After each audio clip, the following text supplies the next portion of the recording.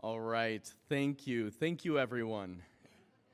I hope everyone had a chance to stretch their legs and is coming back with a fresh mind. There we are, Anessa leading the stretches. Hey, I'd also like to issue a huge thanks to our presenters this morning, to Narsa and Jean. They did a fantastic job, and I've heard a lot of really thought-provoking conversations going on here over lunch, and I hope that those conversations and expect those conversations will continue back into our communities after this event. I'd like to take a moment to remind you all that this has been jointly programmed by the People of Color Caucus and the Women's Caucus, along with the DEI committee with the League of Oregon Cities. And shameless plug, we have Catherine Biscoe here, the president of the Women's Caucus. Catherine, could I ask you to stand up for a second? If you are interested in joining the Women's Caucus and are not yet, please reach out to Catherine or one of the other members of the caucus. We're here to build and strengthen community, and we're ever present and ever helping. So. And then the People of Color Caucus, I have a handful of folks from the People of Color Caucus executive team up here at the front table. If you're interested in learning more about the People of Color Caucus and would like to become involved and join our support network, please reach out, and more than happy to connect you. With that, I'd like to lead into our afternoon session and introduce Matt Sears. Matt is the managing attorney of Project Independence at Disability Rights Oregon, and he's going to teach us how to increase inclusion and access for people with disabilities in our cities. Matt? Good afternoon, everybody. Thank you so much, Counselor. All right, so I'm super excited to be here, and thank you for inviting me to come and talk to you today. We're going to do just a couple interactive things throughout the session, so I'm not going to put you on the spot too much, but I'm going to warn you, we are going to lead off with one interactive thing, so just prepare yourself. So the first thing that I wanted to start out with was a question to the audience. First, I wanted to ask all of you, do you know what ableism means? And could I see a show of hands if you're familiar with that term, or maybe if you've heard that term before? Fantastic, okay. And so I also wanted to see if I could get a volunteer from the audience who is courageous enough to try to define that term for us. Do we have anybody in the audience who's willing to do that for us? I'm seeing some hands. I see a hand over here.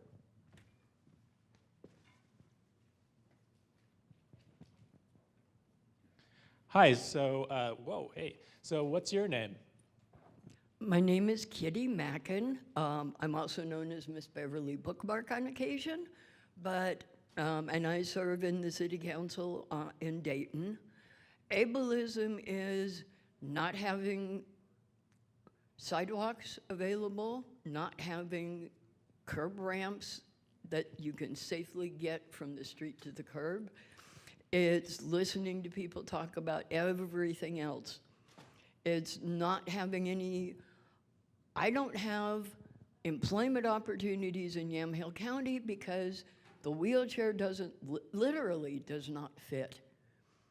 Ableism is people not understand. Well, I have a question. How many of you could invite me to your home for dinner, even into your backyard? I see 3 hands, 4, I see a few.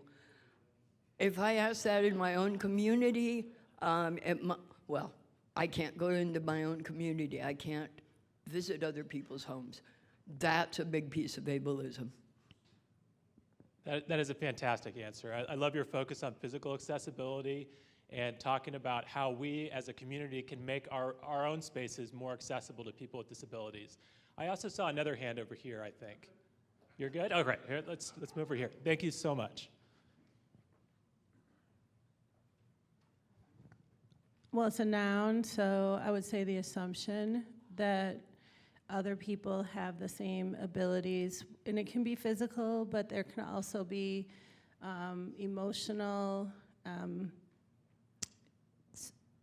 there can be quite a few different ways that we walk around in the world where there's an assumption that someone else has the same abilities that I do, and just not preparing and not thinking outside of that. And what was your name? My name is Bridget Brooks. To be fair, I'm also I have my master's in social work, so we studied that, yeah. Very nice, and I love that answer too. So I think both of those responses are very good. Oh, we got one more thing to say. Let me. I'm sorry, but this is a biggie. Yeah. Ableism is having that blue sticker, wheelchair sticker on the door leading to a bathroom, and having the toilet so close to the ground that even with bars, I have trouble standing up. Absolutely, and I love these answers because it's hit on a couple of themes that I'm going to focus on too about the definition of ableism, and we're going to move to that right now. So thank you so much for your responses. I really appreciate it. All right. So a couple things that I wanted to say about ableism. One definition of ableism is the concept that it's discrimination and prejudice against people with disabilities. Additionally, at its heart, ableism is rooted in the assumption that disabled people require fixing and defines people by their disability. Like racism and sexism, ableism classifies entire groups of people as less than and includes harmful stereotypes, misconceptions, and generalizations of people with disabilities. All right, and so next I wanted to move to a presentation overview. So I'm going to tell you a little bit about what we're going to talk about today. I'm going to do a brief introduction just to myself. I'm going to talk a little bit about protection and advocacy agencies. That's the organization that I work for, Disability Rights Oregon. And then we're going to talk about three big areas of how to make our cities more accessible for people with disabilities and inclusive. And that's planning and producing accessible housing, equitable programs and services, and also physical accessibility. So by way of introduction, my name is Matt Sears. I'm a managing attorney at Disability Rights Oregon. I've been working there for about I'm going on 7 years now. So I've done a number of areas of work at Disability Rights Oregon. I worked at the Oregon State Hospital for a few years, representing people with mental illness who are being forcibly medicated. I also have done a considerable amount of work in the area of housing and employment. And currently I manage Project Independence, and our work areas right now include public accessibility, housing, and employment. Those are the main focuses of the work that I do. My contact information is on this slide, but if you want to follow up with me after the meeting, feel free to come up and approach me, and I'm happy to give you my contact information. So first, in terms of protection and advocacy agencies, I wanted to give you an overview of what those are, what that means. There is a protection and advocacy agency in every state in the country. These agencies are there to provide information and referral for persons with disabilities. They also conduct investigations into abuse and neglect. They also do individual advocacy. They engage in systemic advocacy, things like class action litigation, legislative advocacy, and policy reform. They also engage in monitoring of facilities, and this is a very unique aspect to protection and advocacy agencies.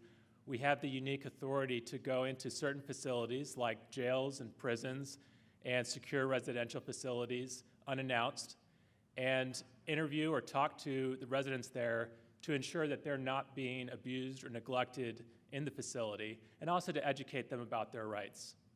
And so preventing abuse and neglect is really one of the central missions of protection and advocacy agencies like ours.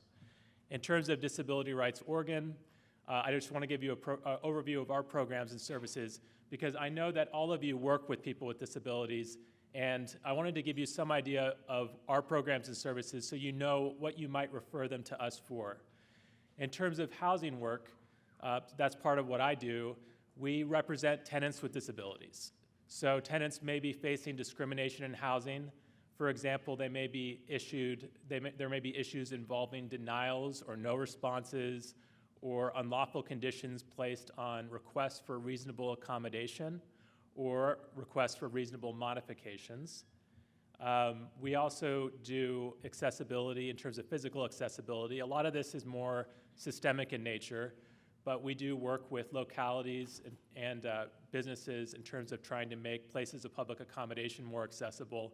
And we work with cities and governments to ensure that sidewalks, curb ramps, and public transit are more accessible for people with disabilities. I also head up our client assistance program, which is the program that serves vocational rehabilitation participants. So we help vocational rehabilitation participants if they're facing a dispute with vocational rehabilitation. That's the state agency that helps place people with disabilities back into work. Issues that might come up are things like difficulty with becoming eligible for services, or difficulty in developing plans with vocational rehabilitation, communications with counselors, or really any other kind of dispute that they might be having with the state agency. We also do that work for participants of independent living centers. In terms of employment, we do assist people with overcoming legal barriers to employment. This is particularly focused on beneficiaries of Social Security, in part due to our federal grants. But we do serve people who do not receive Social Security benefits as well. And the focus of that work is primarily on discrimination in employment. So again, that involves issues related to denials or delays in reasonable accommodations in employment. It could also be denials of reasonable accommodations in post-secondary education, because that's people trying to get the education they need to return to employment. And then we also do some more creative things with barriers to employment that might relate to housing or transportation, because we see that these issues are all part of the picture in terms of returning people to work. Housing barriers, transportation barriers, and workplace barriers. All of these things are really faced by people with disabilities, and helping them with those issues might get them back to work. In terms of our other programs and services, I wanted to highlight, here's a list of 6 of them. Our Plan for Work program provides benefits planning for people who are getting Social Security benefits. We also work with individuals who are attempting to get assistive technology through state agencies and who may have been denied assistive technology. We also help protected persons who are under guardianship. We don't assist families who are seeking guardianship. However, we do represent protected persons. That's because the only people that we represent are the people with disabilities. Our Crime Survivor Project is a relatively new project here at Disability Rights Oregon, where we are representing individuals who are victims or survivors of crime, and that helps them, and it could be on a range of issues. It could be social work related type issues, but it could also be having to do with them accessing law enforcement resources or restraining orders or protective orders, things of that nature. And our Mental Health Rights Project does a lot of work at the Oregon State Hospital, also does a lot of work in ensuring that people in jails and prisons are not isolated or facing abuse and neglect if they're persons with disabilities. All right, so I wanted to move to part 1 of our presentation.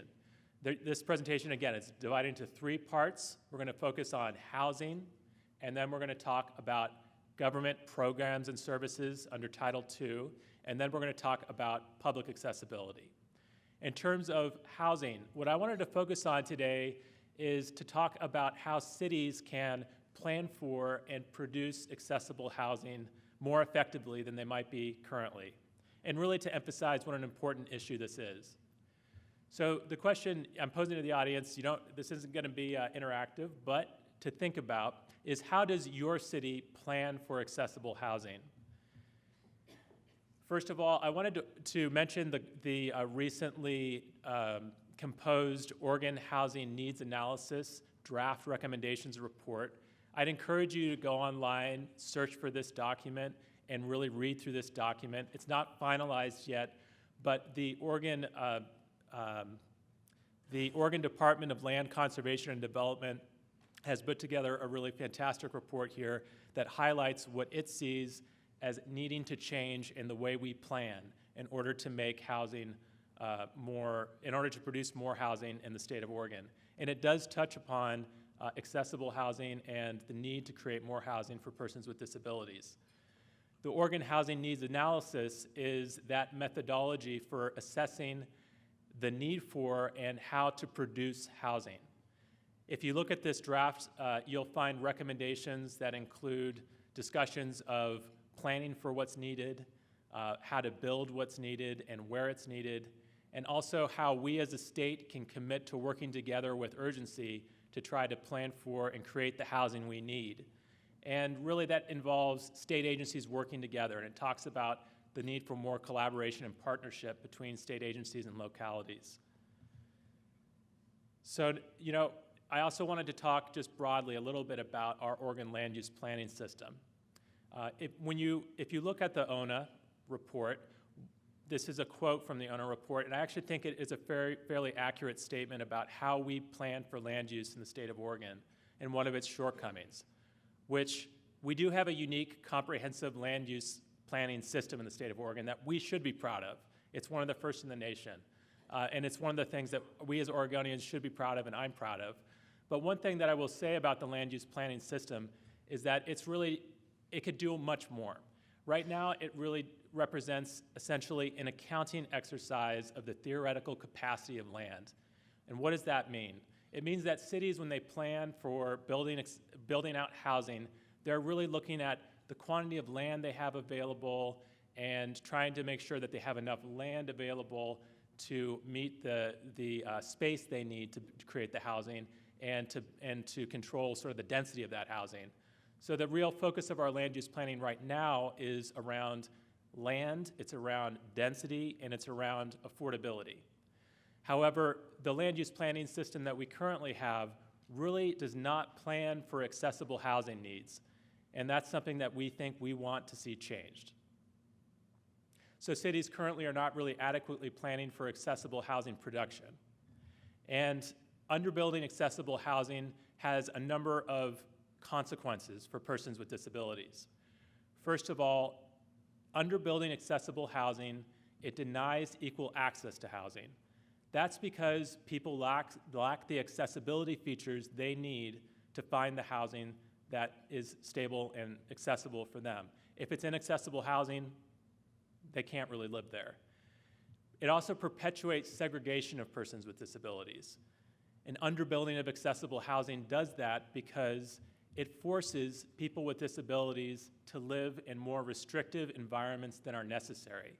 In other words, if they can't find accessible housing, they may be forced to look for a group home to live in, or even more restrictive settings like secure residential facilities or other places of that nature.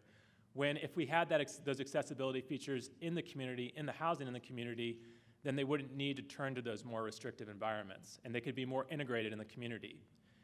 It also creates a high degree of housing insecurity. And I did want to mention that currently 26% of Oregonians with intellectual or developmental disabilities live in group homes. And in terms of housing insecurity, there's a great report and study done by Eco Northwest that was put out a couple years ago, and it noted that 24,000 of the intellectual or developmentally disabled individuals in Southwest Oregon, in Southwest Washington and Oregon, are currently facing some form of housing insecurity. All right, so those are some consequences of underbuilding accessible housing. And next I wanted to talk a little bit about the conditions of housing that most persons with disabilities are currently experiencing. If you look at the American Community Survey, that's a survey that's conducted similar to the U.S. Census. It's like a, it's in between the U.S. Census years. They define the concept of poor housing quality. And in defining that concept, they look for 2 out of these 4 conditions being met. Those conditions include an individual's housing cost burden, certain features in a housing, such as, does the housing have a complete kitchen? Does the housing have complete plumbing? And then it also looks at overcrowding in housing. And I'm going to talk a little bit more about each of these features, but I did see a hand raised in the audience, so I'm going to run out there and let's take a question, just a second.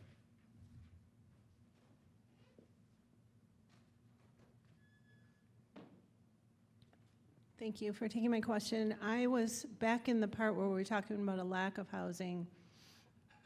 I wanted to ask what you guys are noticing and doing around policies that affect people that are on disabilities.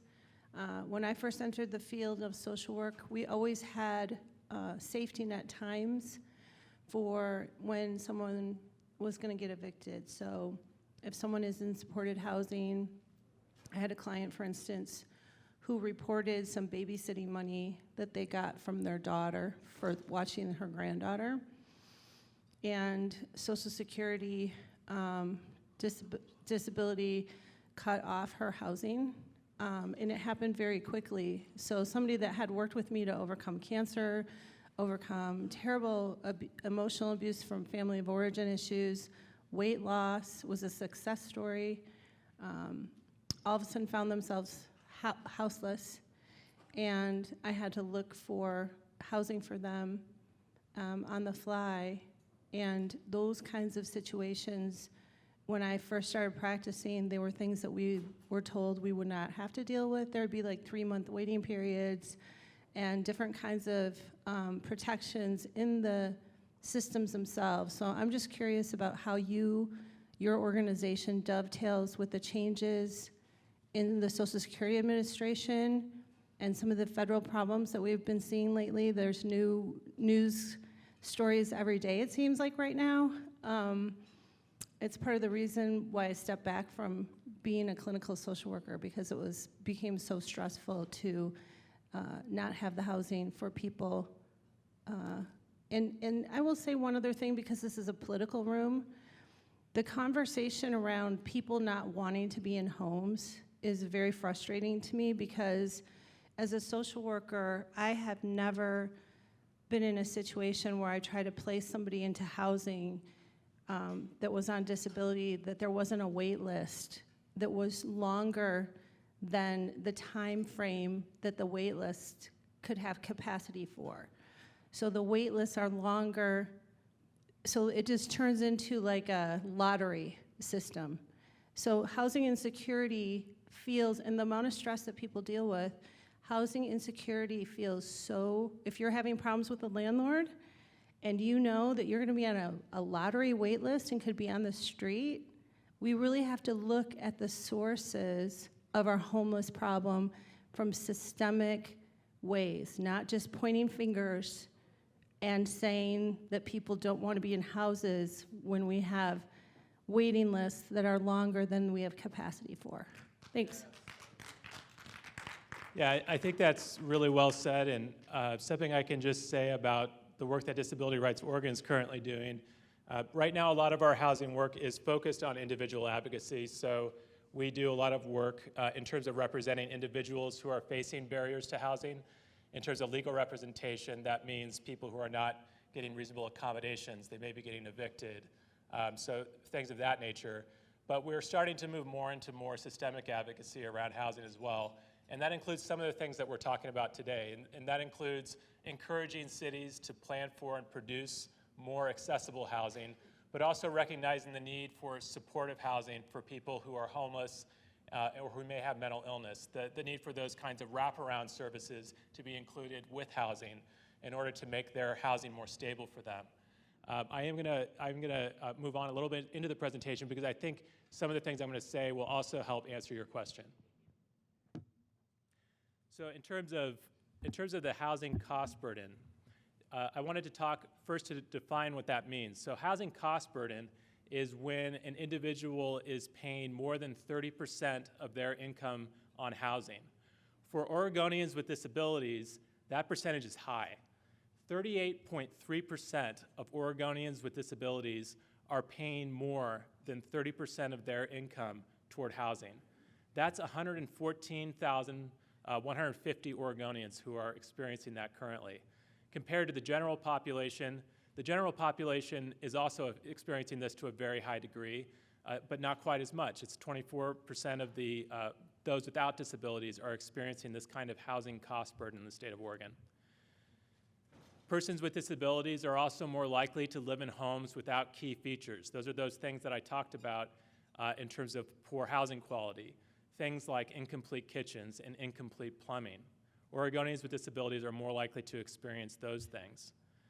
In terms of overcrowding, fortunately, persons with disabilities are actually not experiencing as much overcrowding as the general population.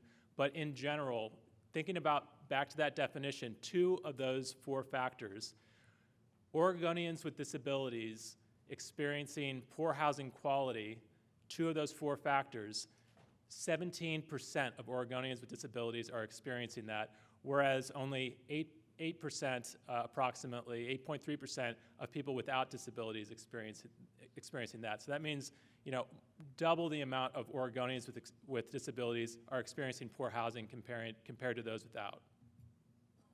And I also wanted to flag, a lot of this data is being pulled from something called the Disability Compendium. I would really recommend you to take a look at that website. It has a ton of really good information in there, from employment to housing to public benefits, just really comprehensive statistics on how these issues affect people with disabilities. Planning for what's needed. So first of all, one thing that we wanted to stress is that we need to currently account for the current need for accessible dwelling units, but also the different types of disabilities that may require different types of accessible dwelling units and different types of accessibility features. That's something that cities can start to take on, is to look at the number of accessible dwelling units they have in their community and the different types of accessibility features those units have. That is not without its challenges, because we don't really have systems in place right now to do that. We have building codes that define types of accessible housing units. We have innovative ideas that I'm going to talk about later about certifying certain dwelling units as being accessible at different levels. But we don't really have a good system for taking stock or counting the number of dwelling units we have in each jurisdiction that are accessible. Also important is keeping track of the number of households in each jurisdiction that have a person with a disability.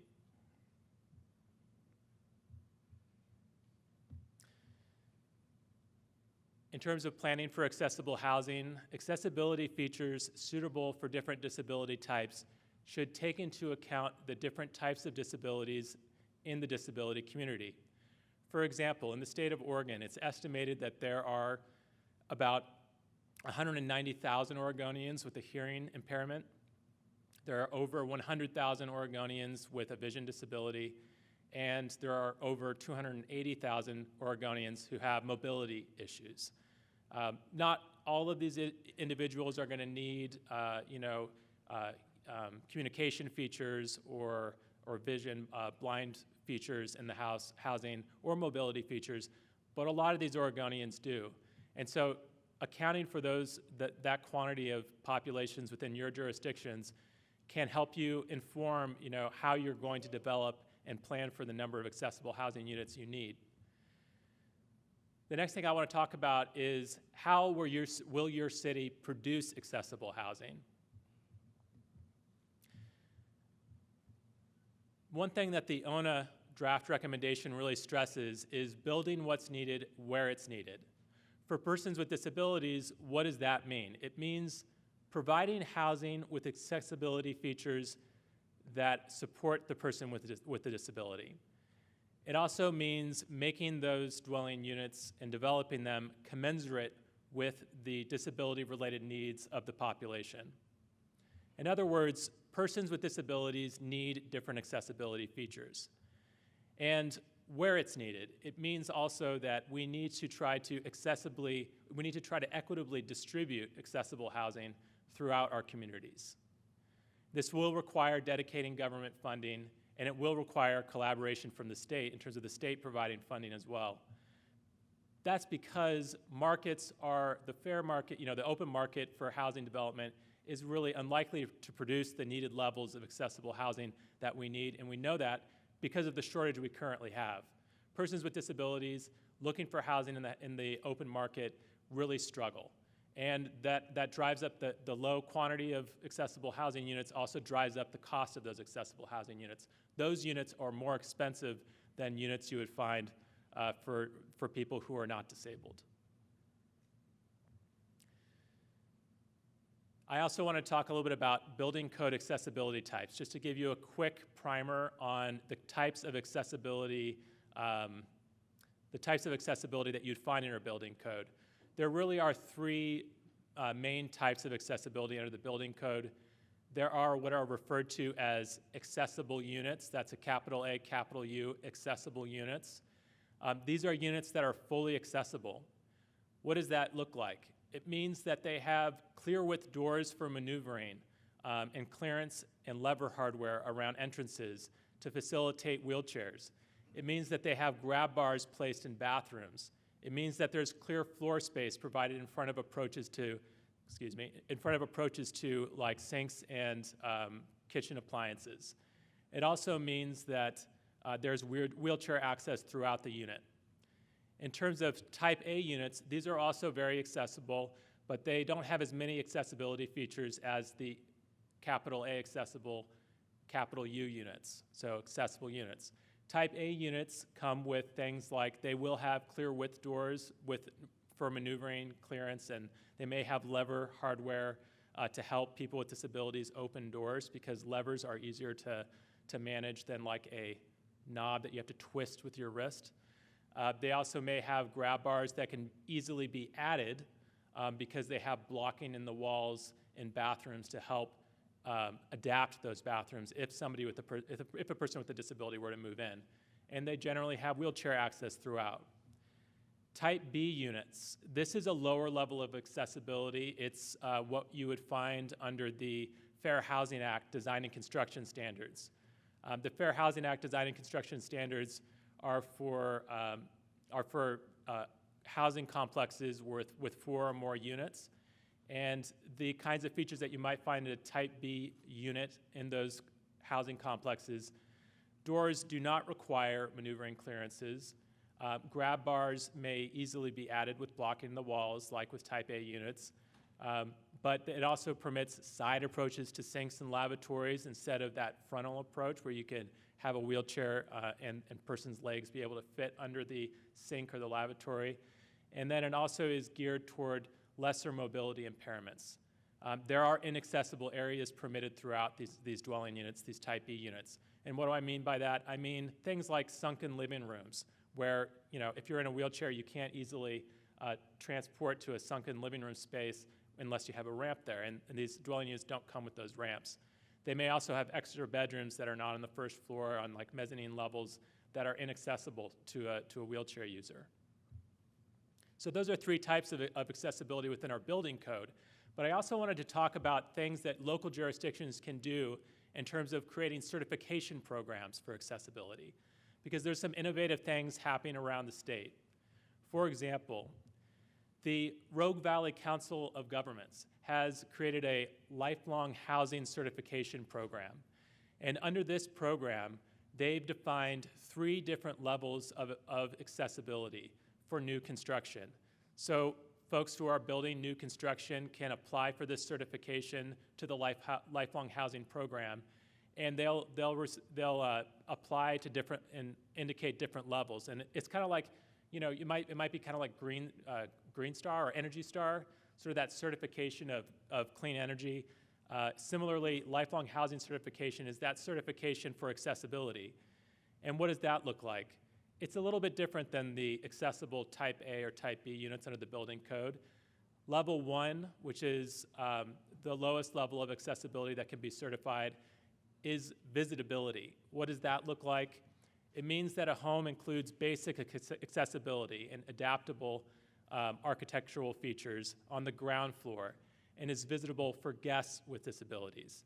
It may have a wheelchair accessible entrance, plus entertainment areas, halls, and bathrooms. Other examples of basic features included might be handles and faucets that have lever style, like I was describing before, instead of requiring grasping. Level 2 is more fully accessible.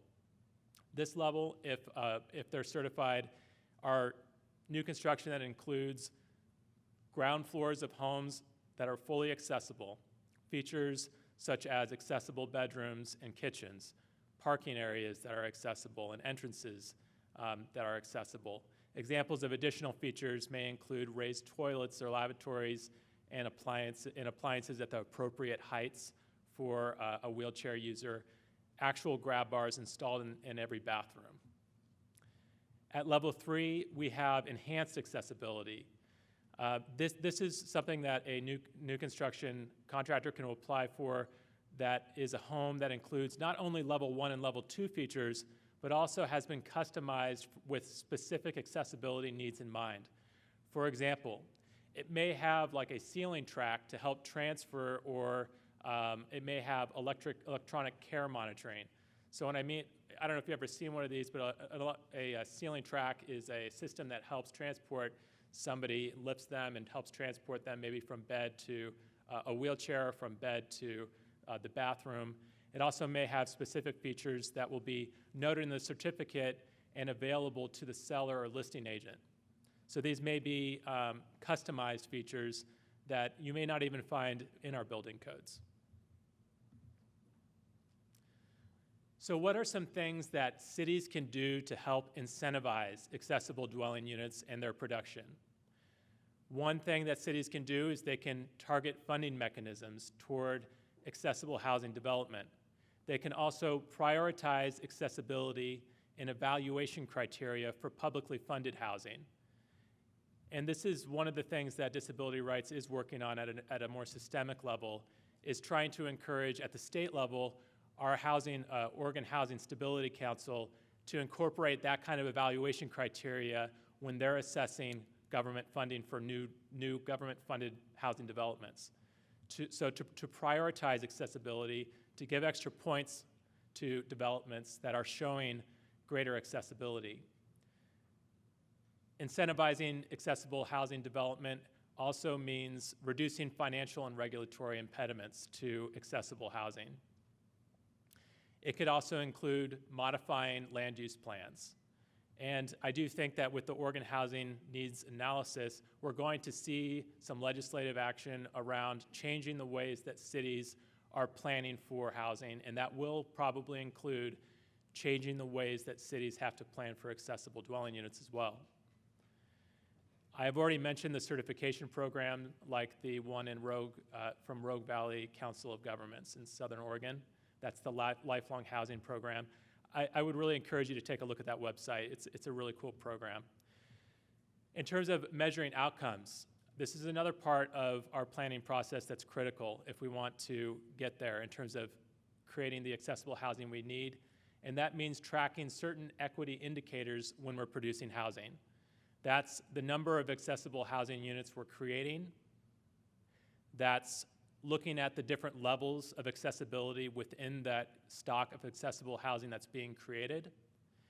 And that may be adding things to the permitting processes so that we can track what kinds of levels of accessibility are going to be in particular developments.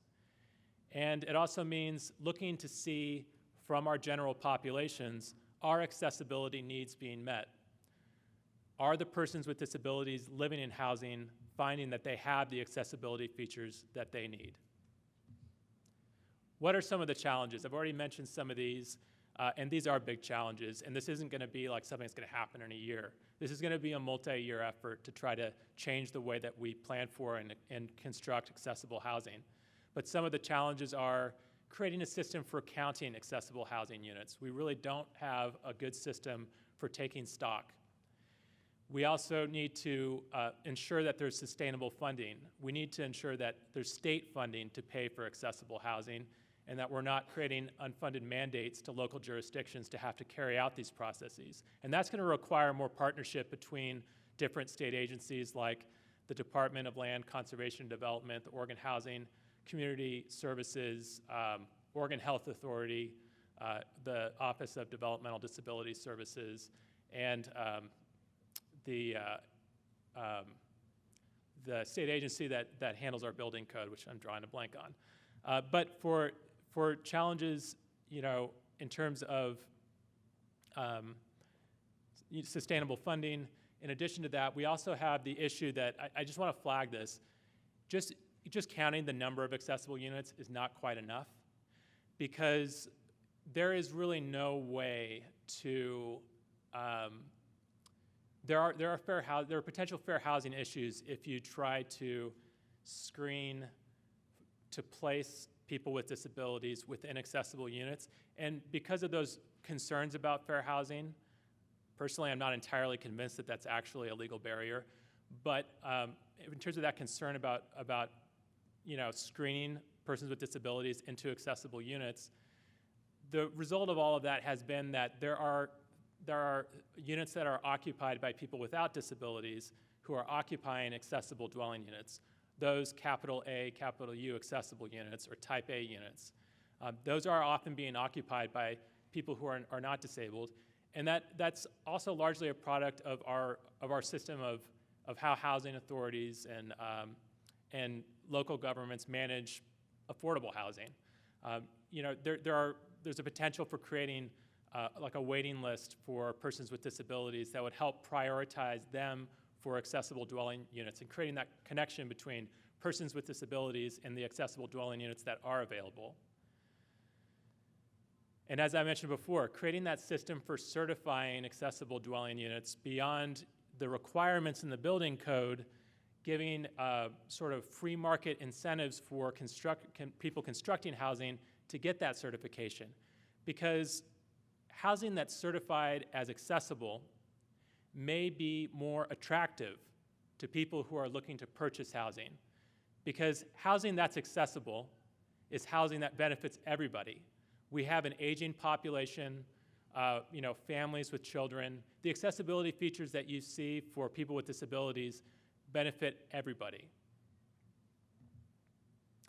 All right, so I'm going to shift gears a little bit and move to part 2 of our program, which is going to talk a little bit more about Title II of the Americans with Disabilities Act and how that impacts government programs and services. So we're going to do a sea change here. We're going to move away from the topic of housing, and now we're going to talk about government programs and services and how, as cities, we can try to prevent discrimination when implementing programs and services within our jurisdictions. To do that, first I wanted to step back and talk a little bit about the actual definition of a person with a disability. And I'm going to put this to the audience. So does anybody here want to venture to try to define what a person with a disability might be under federal or state law? Any show of hands? It's okay if you don't want to. All right, I see a hand over here. Thank you.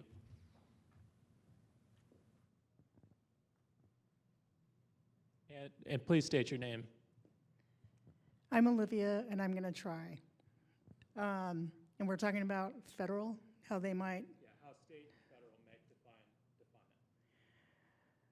define it. The easiest one for the feds and state would be visual disability.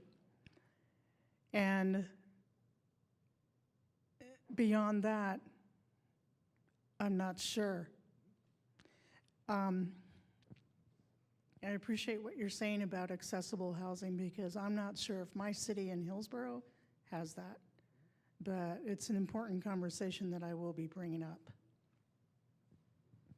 Yeah, and I just wanted to make clear that this isn't like, when I talk about accessible housing within cities, this isn't to shame cities. This is just to say this is something that we can plan for as a state.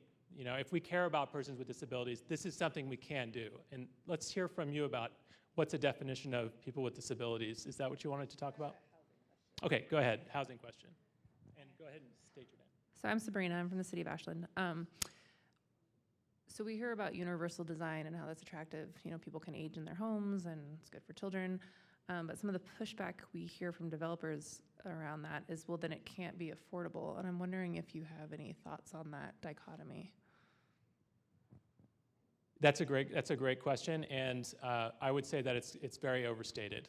The actual added cost to creating accessible housing is very overstated. A colleague of mine, he was responding to the Oregon Housing Needs Analysis, and he sent in a comment letter, and I don't have the research on hand, but the research that he's conducted indicates that accessible housing may only cost maybe 2% more than inaccessible housing. And that's important. It is a difference, and it might impact people in the construction industry. And so that kind of goes back to the question of, how can we create incentives for people within the construction industry to help perhaps offset that cost. Tax credits or perhaps other regulatory changes that might help those construction and development companies try to offset that cost. And so I really appreciate that question, and I appreciate your definition of disability. You're pointing out one of the primary features of the definition of persons with disability, which is physical impairment. So the definition of people with disabilities includes physical or mental impairment that substantially limits one or more major life activities. That's the definition that you're going to find in the Americans with Disabilities Act. That's the definition that you find in state anti-discrimination laws as well. A person with a disability is also defined as somebody who has a record of such impairment. And what's that all about? Well, some folks may have a record of that impairment, but they may not currently be exhibiting those symptoms. Like they may have medical treatment that helps limit their disability, but they may have a diagnosis that shows a record of having a disability. And so that's one example of what it means to have a record of such impairment. And people can be discriminated based just on the fact that they have a diagnosis. The last one here is being regarded as having such an impairment. And what's that all about? Well, what that's referring to is when somebody may not even have a disability, but they're being treated like they have a disability. And they're being discriminated because the person that's interacting with them is treating them as if they have a disability that they don't want to serve, or that they're discriminating in some fashion. So that means that's why there's also protection for those who are regarded as having such an impairment. All right. In terms of physical impairments, I liked the example of vision impairment. And so these are some other examples. Physiological disorders or conditions. It could include cosmetic disfigurement. That could include anatomical loss. Cosmetic disfigurement, I'm using that phrase because that's the phrase that's actually used in federal guidance. Body systems, it includes physical impairments to body systems. And here's a list of much more specific examples. So that could include vision, speech, hearing, medical conditions like cerebral palsy, epilepsy, muscular dystrophy, MS. Cancer is one that often comes up. People are often wondering, is cancer a disability? And absolutely, cancer can be a disability. Heart disease, diabetes, these chronic medical conditions, HIV, tuberculosis, drug addiction and alcoholism can also be defined as a disability.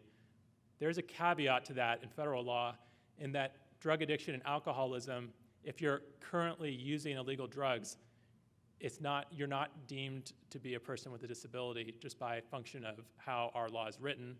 You have to be in recovery.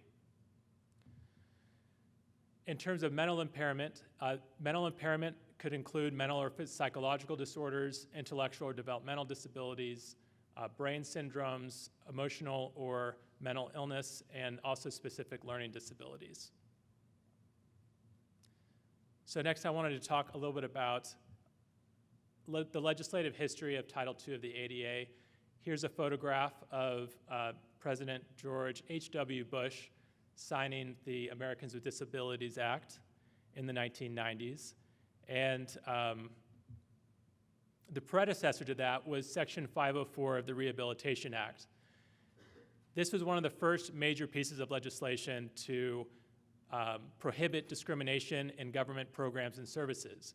And it did it by prohibiting discrimination in federal programs and in programs that were funded with financial federal assistance. And that was implemented in the 1970s. It wasn't until 20 years later that Title II of the ADA extended those non-discrimination protections to all activities of state and local government. And so I'm going to pause here. I did see a hand in the audience, so I'm going to go ahead and take that question.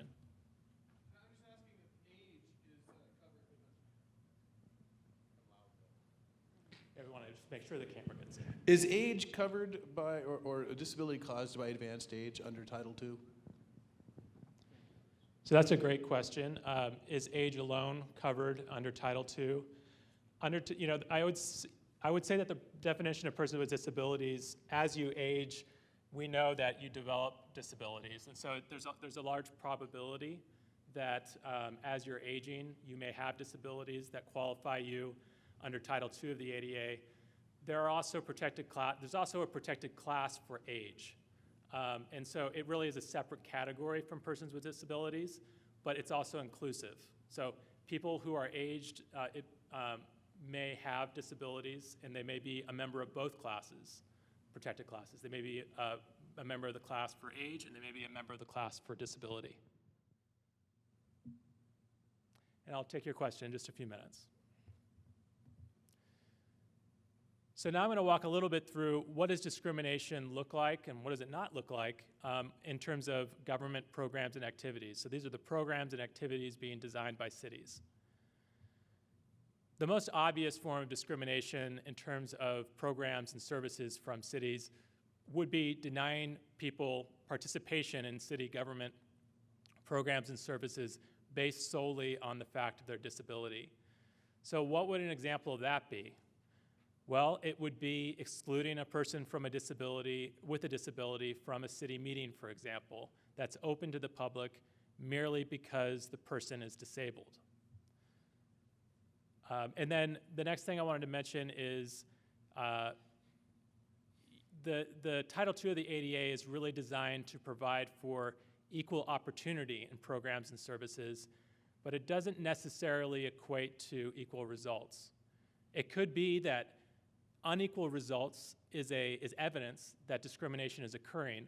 We call that disproportionate impact or disparate impact, and that may be evidence of discrimination when there's unequal results. But the goal of Title II of the ADA is to create equal opportunity to participate. So creating equally effective opportunities to participate in city benefits and services. And so what are some examples of that? So one example would be a person with deafness may not have an equal opportunity to attend a city meeting if they cannot access what's said. There aren't listening devices, or there may not be somebody who is providing American Sign Language. So that's denying somebody an equal opportunity to participate in a public meeting. Another example would be a wheelchair user who does not have equal opportunity to participate in a program if applications must be filed on the second floor of a building without an elevator. There should be some system in place for that person who has a wheelchair to be able to turn that application in on the first floor, or to be able to maybe do the application online, but that might not even be enough because a lot of persons with disabilities don't have access to the internet. But finding ways to make that application process more accessible if you have the office located on the second floor of an inaccessible building. Example 3 would be there could be printed information that's not effective for individuals, part of a program or service of government. For people with vision impairments who cannot read the written material, that material may need to be provided in another accessible format. So I'm going to jump over. We had a question over here, so I'm going to hop over here. It was more of a comment. Okay, let's just get that comment. I just was going to say that I think discrimination happens a lot more frequently than we think, not just to Kitty in a wheelchair. Recently, I switched jobs, been applying for different places. I have issues with my back, and I literally got discriminated against because of my back issues. And I'm just appalled even being asked about the disability thing on the applications, because they give you a choice, yes, no, or don't want to answer. No matter what you answer, you're going to get judged. I always put no now, regardless of what's going on, because I've gotten discriminated against. Yeah, I think that's an excellent point, and something I really would like to highlight, which is in employment. I do represent people who are workers with disabilities who have faced discrimination in employment, and also for vocational rehabilitation participants. And one thing I tell everybody is, you do not need to disclose your disabilities in the application process at all. If they're asking about your disabilities in the application process and it's not an optional or voluntary question, they're violating Title I of the Americans with Disabilities Act. And the other thing I want to say about that is even with that, there is something called silent discrimination, which is if you're going to a job interview and you have an obvious physical disability, it's very hard to try to prove that that employer is discriminating against you when they hire the next candidate because they've looked at you and they've decided that they don't want to hire you. Maybe they're worried about what it's going to cost them, or maybe they're worried about getting sued or something if they're not able to meet your needs. But those are all things that are forms of discrimination. Even if it's silent and hard to prove, that's discrimination.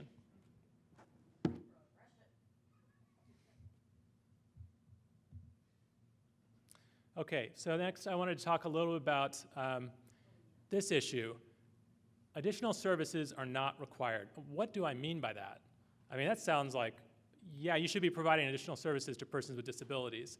What I mean by this is that under Title II of the ADA, cities are not technically obligated to create new programs that are not already available for people who are not disabled. For example, the city would not have to suddenly create a snow removal service for persons with disabilities unless the city already provides that service to people without disabilities. So that's kind of a limited example. But what this does not mean is that, for example, if a city is providing services for public transportation, that doesn't mean that they're going to necessarily provide the exact same services for both populations. So there are additional aspects to the public transportation services that will be required to make that program or those services accessible, but it doesn't necessarily require additional services. But Title II of the ADA really does stress maximum integration of persons with disabilities in government programs and services that are made available to them. So individuals with disabilities must be integrated to the maximum extent feasible. What would that potentially look like for a local jurisdiction? So how this might play out, one example would be a city school system. So a city school system should be providing wheelchair access at schools dispersed throughout its service area, as children can attend school, so that these children with disabilities can attend schools comparable in convenience to other children without disabilities. So that would be an example of maximizing integration. In other words, instead of creating isolated schools that are dedicated solely to people with disabilities, or only one school with wheelchair access where all the kids with that mobility impairment have to go, it means to try to maximize it by having multiple locations where these children can go that's comparable in convenience and access to people without disabilities, Example 2 might be a city-sponsored event. A city-sponsored event should provide accessible seating that is dispersed throughout the venue and is comparable in quality to other attendees.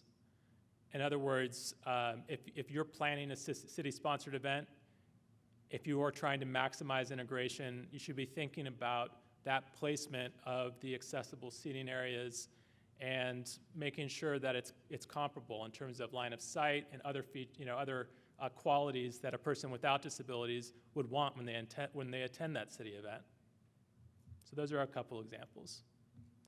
In terms of creating special programs, separate programs are only permitted where necessary to ensure equal opportunity.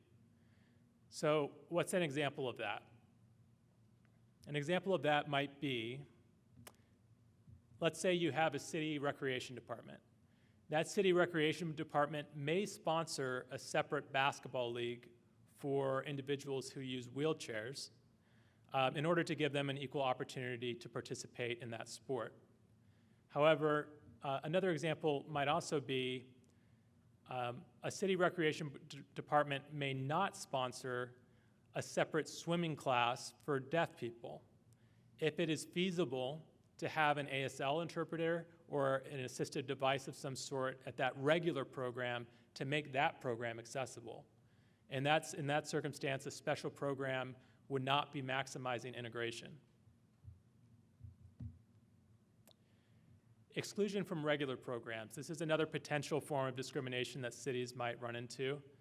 An exclusion from a regular program for individuals with disabilities means that an individual cannot be excluded from a regular program. For example, a blind person cannot be excluded from a city tour because of assumptions about his or her inability to benefit from the regular tour experience. You know, let's say maybe it's a city-owned museum and there's visual arts, and then the city decides that we're not going to open this up to people with blindness because we don't think that a person with blindness could appreciate the art that's in that museum. Even if it and this is even if it offers separate tours for blind people, a blind person is not required to use those special services. In other words, an individual with disabilities cannot be required to accept participating in that special service or benefit if they want to participate in the regular program. Another example of that might be, maybe the state provides special designated automobile license plates with appropriate documentation to people with disabilities. It can't require that documentation be required if they just are applying for a regular license and they qualify for that regular license plate regardless. Some other forms of potential discrimination in city programs and services could come through eligibility criteria for those programs and services. So cities cannot have eligibility criteria that tend to screen out persons with disabilities or are unnecessary inquiries. For example, let's go back to that city recreation department. So the city recreation director has decided that he thinks that wheelchair users should be prohibited from participating in a city-sponsored scuba class because he believes that wheelchair users probably can't swim well enough. Well, that would probably be an unnecessary eligibility criteria for a scuba class. It might be. However, a city can impose safety requirements if it does perceive that there are potentially real risks. And those safety requirements have to be applied universally. But an example of this could be, let's say that city recreation director, instead of just assuming that a person with a disability can't benefit from a scuba class, is more concerned that there may be safety issues for that individual in participating in that class. And maybe they want to have a swim test in order to ensure that they will be able to participate safely. Even if it may potentially screen out some persons with disabilities, that safety requirement that's applied to everyone may still be applied by the city. But generally speaking, these safety requirements must be based on real risks. They can't be based on just speculation or stereotypes or generalizations about people with disabilities. Okay, and now I want to talk a little bit about reasonable modifications to programs and services within cities. Reasonable modifications is the word that Title II of the ADA uses. It gets a little confusing, I'm going to be honest, because in housing, we use the term reasonable accommodation, and then a reasonable modification in housing is changing a physical feature. That's not what reasonable modification means under Title II for programs and services. Reasonable modifications is equivalent to reasonable accommodations in housing in a lot of ways. It means that a city must reasonably modify its policies, practices, and procedures to avoid discrimination. And what might that look like? And I have 3 examples for you. One example might be a municipal zoning ordinance. A municipal zoning ordinance is requiring that there be a setback of 12 feet from the curb for every business in terms of its entry point. So it has to be set back 12 feet from the curb. But in order to install a ramp, a business owner notes that they have to encroach on that 12-foot space because, in order to create an accessible ramp, which we're going to talk a little bit later on, some of these ramps have to be pretty big, depending on the amount of the degree of space that it needs to climb. So it's very feasible for a ramp to a business to have to actually encroach on like a 12-foot encroachment, a setback space. So that business owner is asking the city to allow him to encroach on that setback, that 12-foot space, by 3 feet. Granting a variance to that zoning requirement may be a reasonable modification of the town policy. Another example would be a city relief program. Let's say there's a city relief program that's providing emergency assistance to its citizens. The application process is lengthy and complex, and boy, do I see this issue. When an individual with a cognitive impairment applies for those benefits, they may be unable to complete the application process successfully. And because of that, they may be denied those benefits.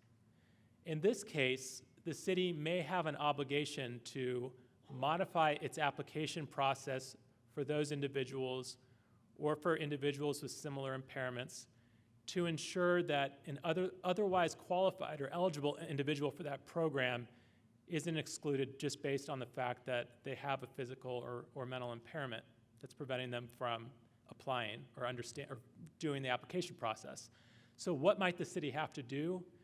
The city may need to simplify the application process for those individuals if they request a modification. They may also need to do something such as providing individual assistance to help them complete that application process. So those are 2 examples of modifications to policies that a city could make to make an application process more accessible. A third example that I just wanted to highlight is, let's say a municipal ordinance prohibits the use of golf carts on a public highway. And this is a common, isn't unusual. An individual with a mobility impairment happens to use a golf cart as their mobility device. Allowing that person to use the golf cart as a mobility device on the shoulder of the public highway where pedestrians are permitted with no significant risk to the health or safety of others. So that might be an example of another reasonable modification that a city could make to help accommodate a person using that type of mobility device.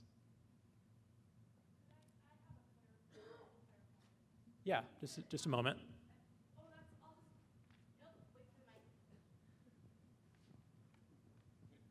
We're just trying to make sure everything gets on the recording here. Hi, I know. The city could modify its application if asked for a modification. Does it really should be going beyond that, where people shouldn't have to ask the city to modify, right? Right. Okay, I just wanted to clarify that. I mean, I think as a process, generally speaking, cities should be planning ahead for these sorts of things. They should recognize that people with cognitive disorders are potentially going to have trouble with these application processes, and they should be taking proactive steps to try to make sure that those application processes are accessible. I guess a little bit like this equity checklist template to check if you're doing it. Is there something for cities to be able to follow, like, so they might be able to check off, like, have we done these things? Kind of an accountability. What I would encourage is to look at and I'll tell you, a lot of these examples are pulled right from it.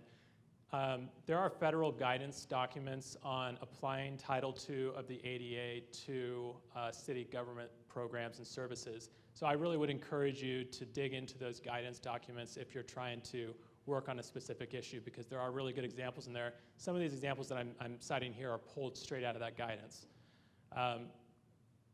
And so, if you're interested in that guidance, you can email me after the presentation. I'd be happy to share the resources that I used to put this together.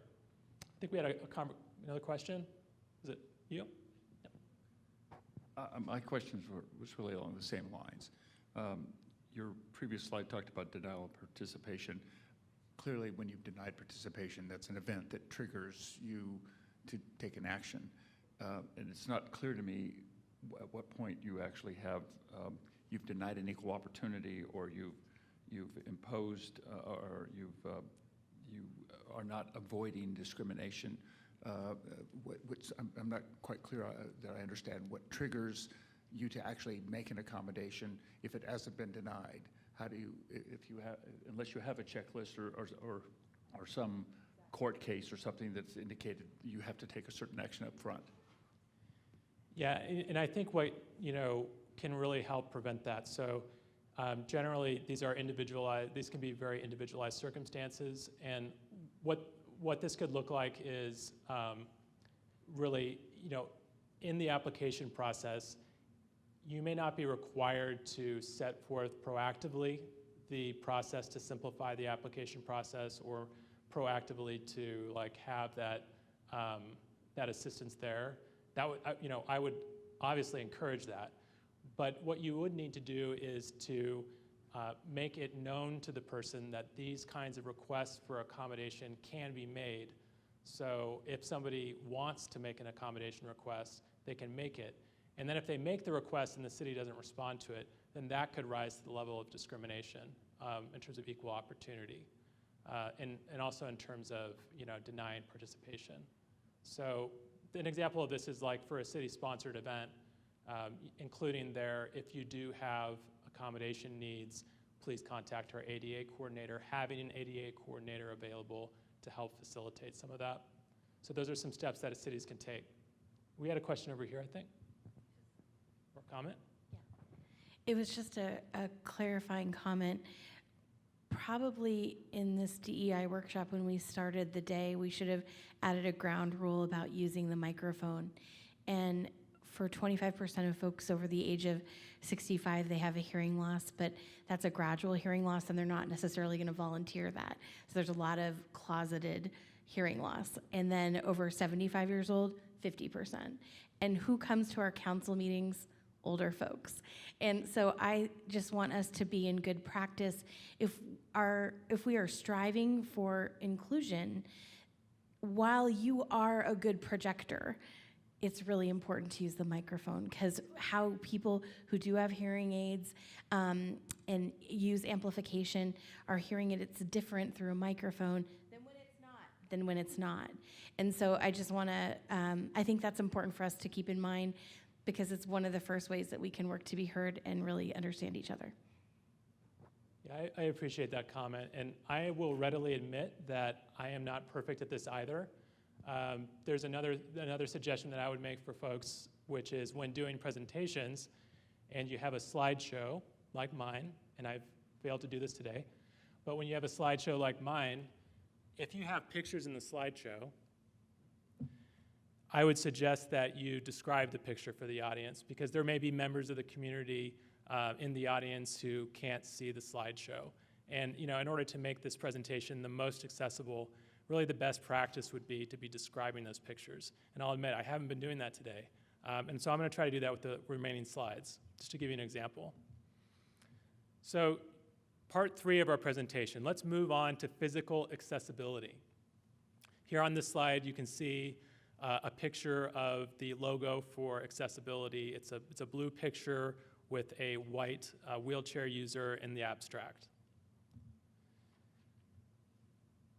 In terms of physical accessibility, I'm going to focus on a few things here, and this will wrap up my presentation for today. But I'm going to focus on buildings. I'm going to talk a little bit about other things like parking spaces and a little bit on curb ramps. I did want to just get a check on time. How are we doing on time? And what time do we have until? 2:15? Okay. So we'll move pretty quickly through this, and I think that's okay.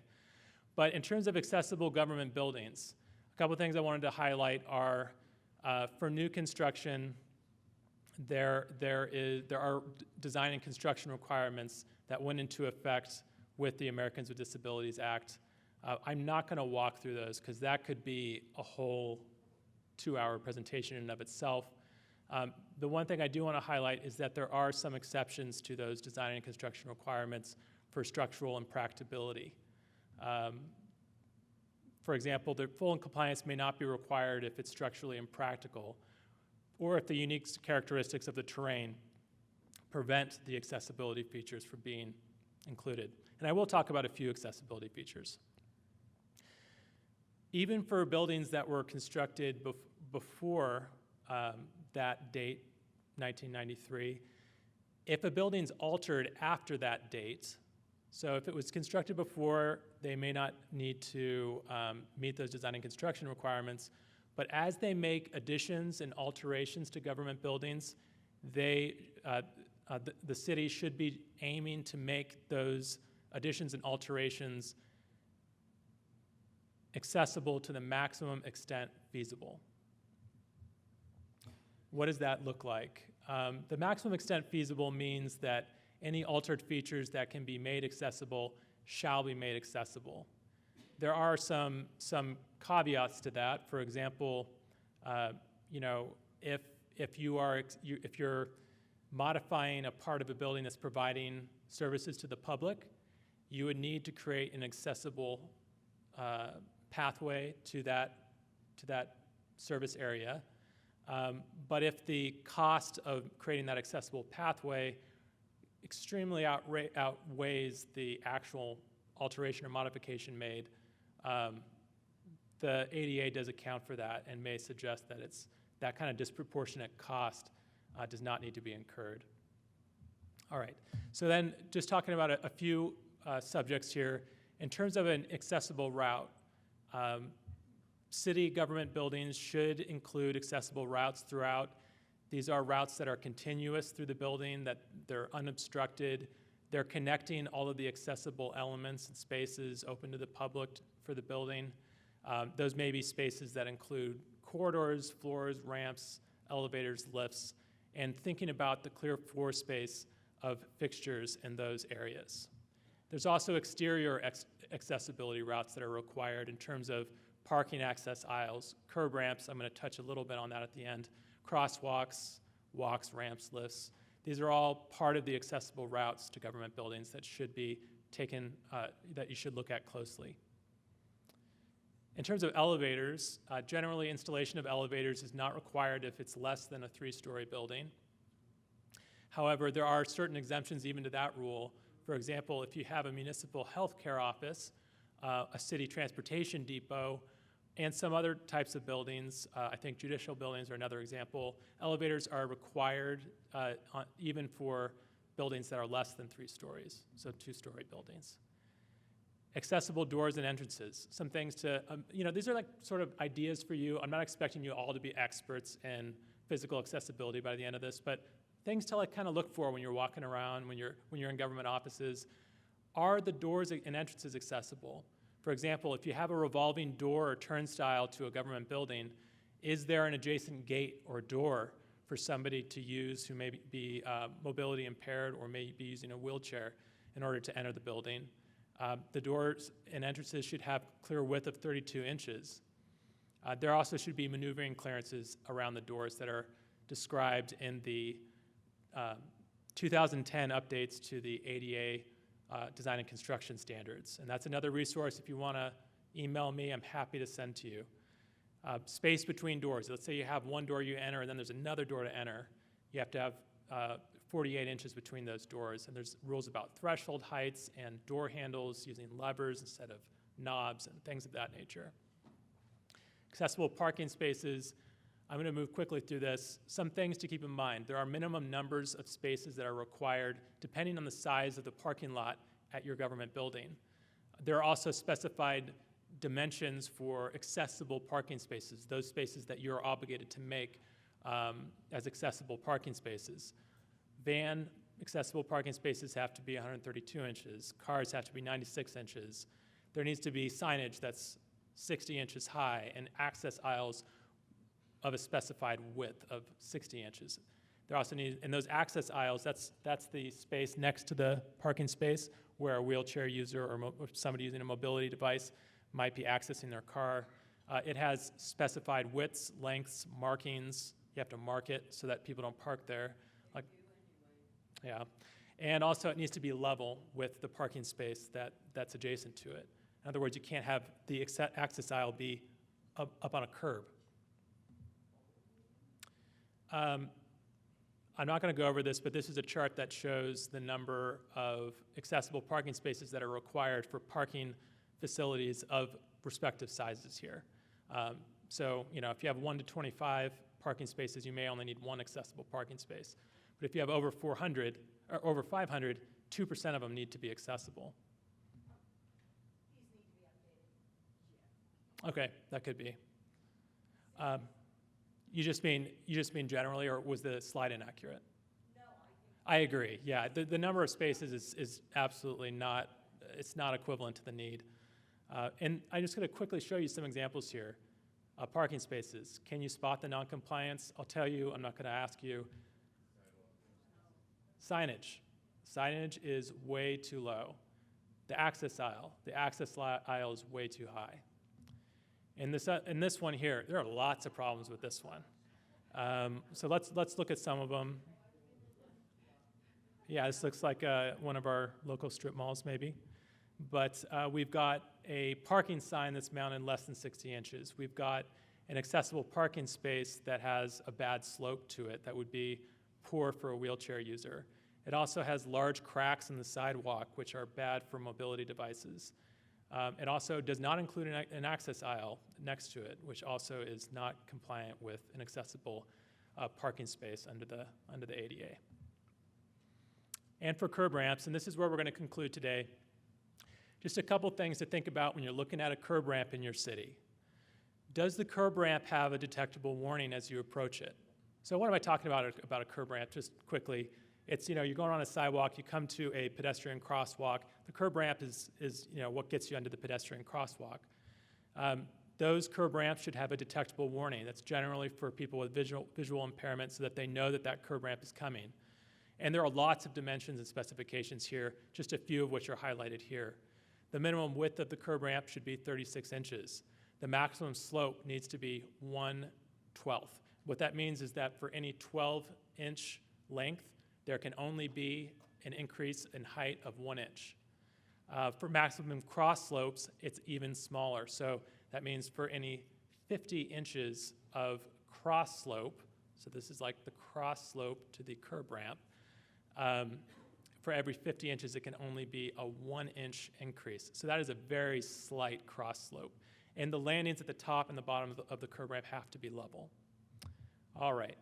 And I just wanted to return to our definition of ableism to suggest one more statement about ableism that I hope that you can take with you today. And that's that in an ableist society is one that treats non-disabled individuals as the standard of normal living.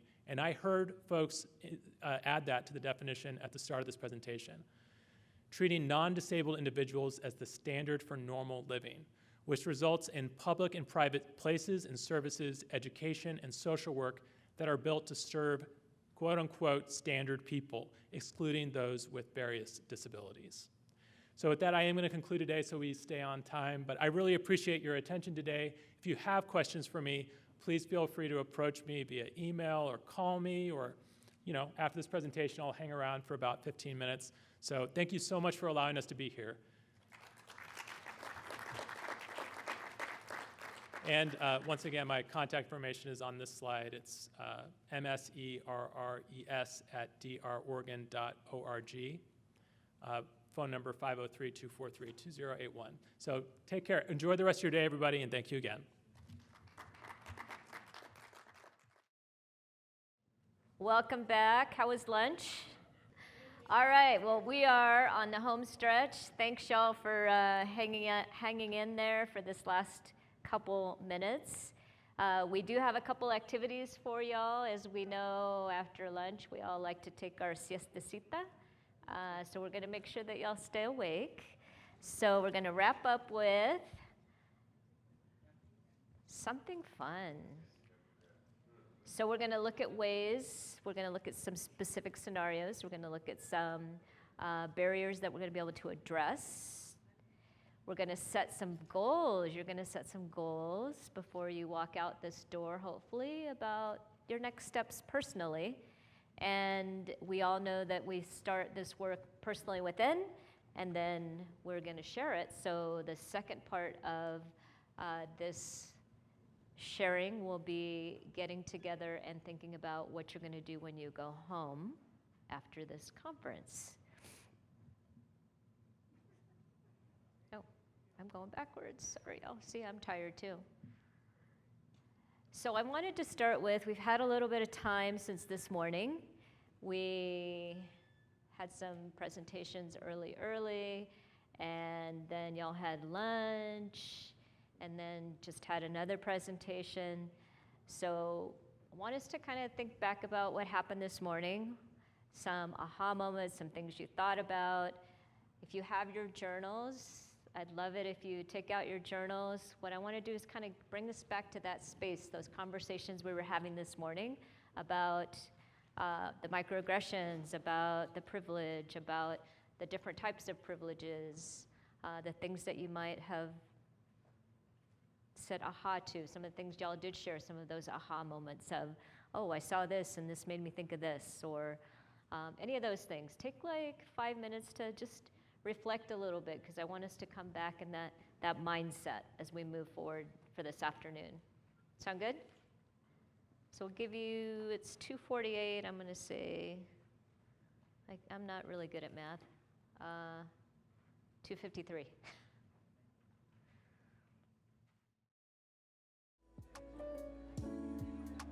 All right, been 5 minutes. We're back in the zone. Anyone want to share a standout from this morning? Something you're thinking about still? Okay, that was a quick hand. Oh. So, Christy Kotke from Forest Grove. Our table started because Dr. Jean Garcia mentioned that she wasn't great at math. And as a math teacher in middle school, we talked about, and you talked about language, and as you said that, I was looking when you said language makes a difference. And that started a conversation about being really intentional in front of our women students in particular when we say the growth mindset instead of saying. So, we recognize that, but what happened because of that is then it started a conversation at this table about apologizing and the things that we say, as well as women in particular. Lots of, I hope I'm not going on too long, but I want to say this, and then you guys mentioned a couple. Do you want to mention? Because you said, Oh, yeah. what you learned about the. So I was just mentioning how I was talking with my therapist, and we talk about linguistic programming, right? And so a lot of times we use that negative language. So like, I'm not good at math, or I used to say I'm not a good writer because I got my degree in computer science, physics, and math. So I like to think I am good at math. But, one day my teacher, she's like, well, you write all the time, like, or people that say they're not good at math, well, we use it all the time. It's just in different ways. And, it's that whole mentality of, oh, well, I'm not good at it, but I'm working on it, right? Or the growth mindset kind of thing. And sorry, I have ADHD. Oh, see, and we were talking about it again. We apologize all the time. Another thing my therapist says I need to stop doing. So just, I am not going to apologize.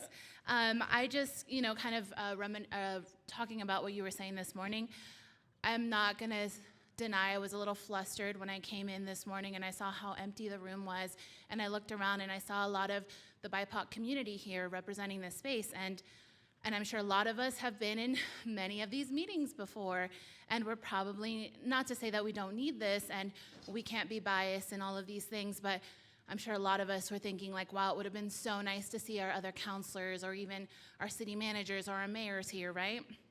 And so it just makes me think about how many times we could talk about making space, but how many times have we been made feel uncomfortable, right? How many times have people not thought about making space for us? And so when I think about making space, that kind of means, like, to me, it means making space for this, making space so that everybody is here in this room getting this information, because I think it's really important for us as elected officials to all be on that same baseline and to have that foundational knowledge. And so it kind of feels a little frustrating, for me personally, to just sit here and not feel like the rest of us aren't here experiencing and learning all of these things, because no matter how many trainings I've been to, I still learn something every time, right? And so I can only imagine how someone who's never been to a training like this can feel. So, thank you. Thanks for sharing. Yeah, and right, like as people of color, we don't get to choose, right? You walk in and it's like, okay, got to deal with it. Like, you don't get to choose, right? They got to choose today. But that's another story. Kind of on my years-long quest to become better educated and informed, be a better city administrator in DEI, issues of equity. I find that I get overwhelmed. I finish a book, I come to a training like this, and I pursue best practices, and we have team meetings, but then I just wonder, like, this is such an immense social, cultural, historical thing. Can I really make a difference? And how do I know if I'm really making a difference?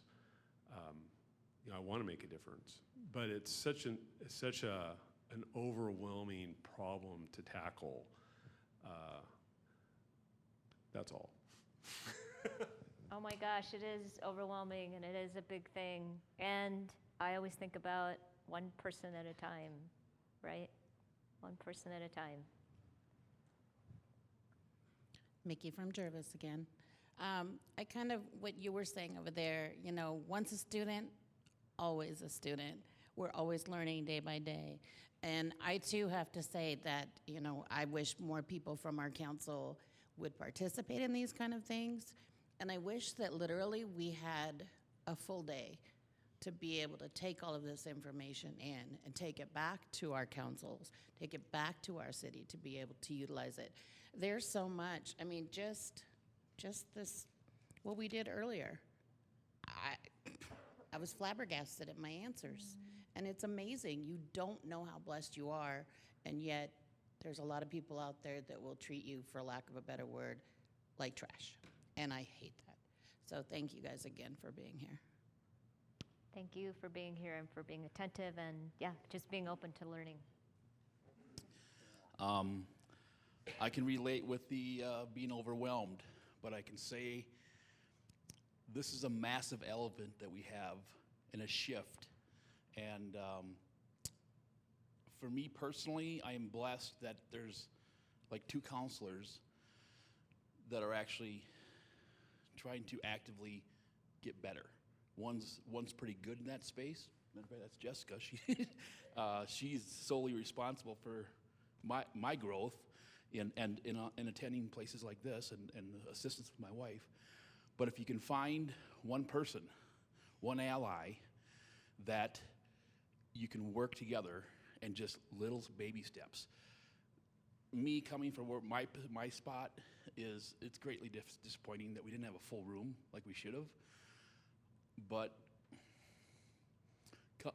a person that had no idea what this was this spring, other than people talking about it, it's a shift, and we need to continually lean into this, where it becomes more and more and more of a conversation.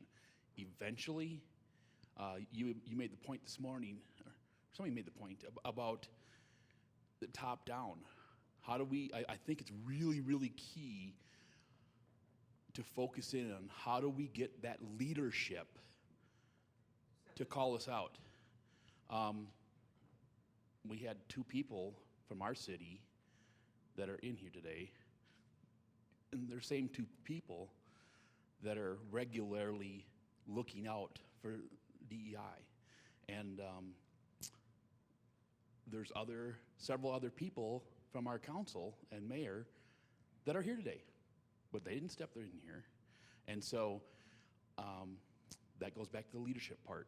And so just continually don't give up and just keep on leaning into this, because it can be adopted, but this is not like a overnight 1 or 2 year thing. This needs to be continually leaning into it, and more people will become aware of it and accept it. Thanks for sharing that. And I think about just when we're on everyday life, I feel like we do hear those words more and more. Like I walk into a classroom and if I say the word privilege or I say microaggressions, like people aren't going, right? Like I think that we are talking about it more. It's true. I feel like there's tiny little steps sometimes.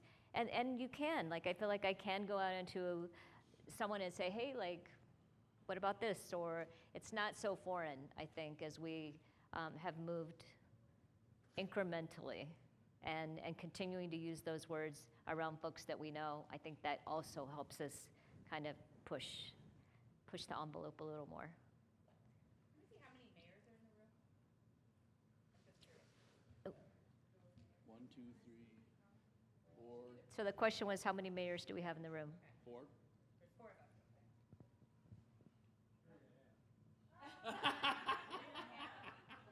You're still full-fledged.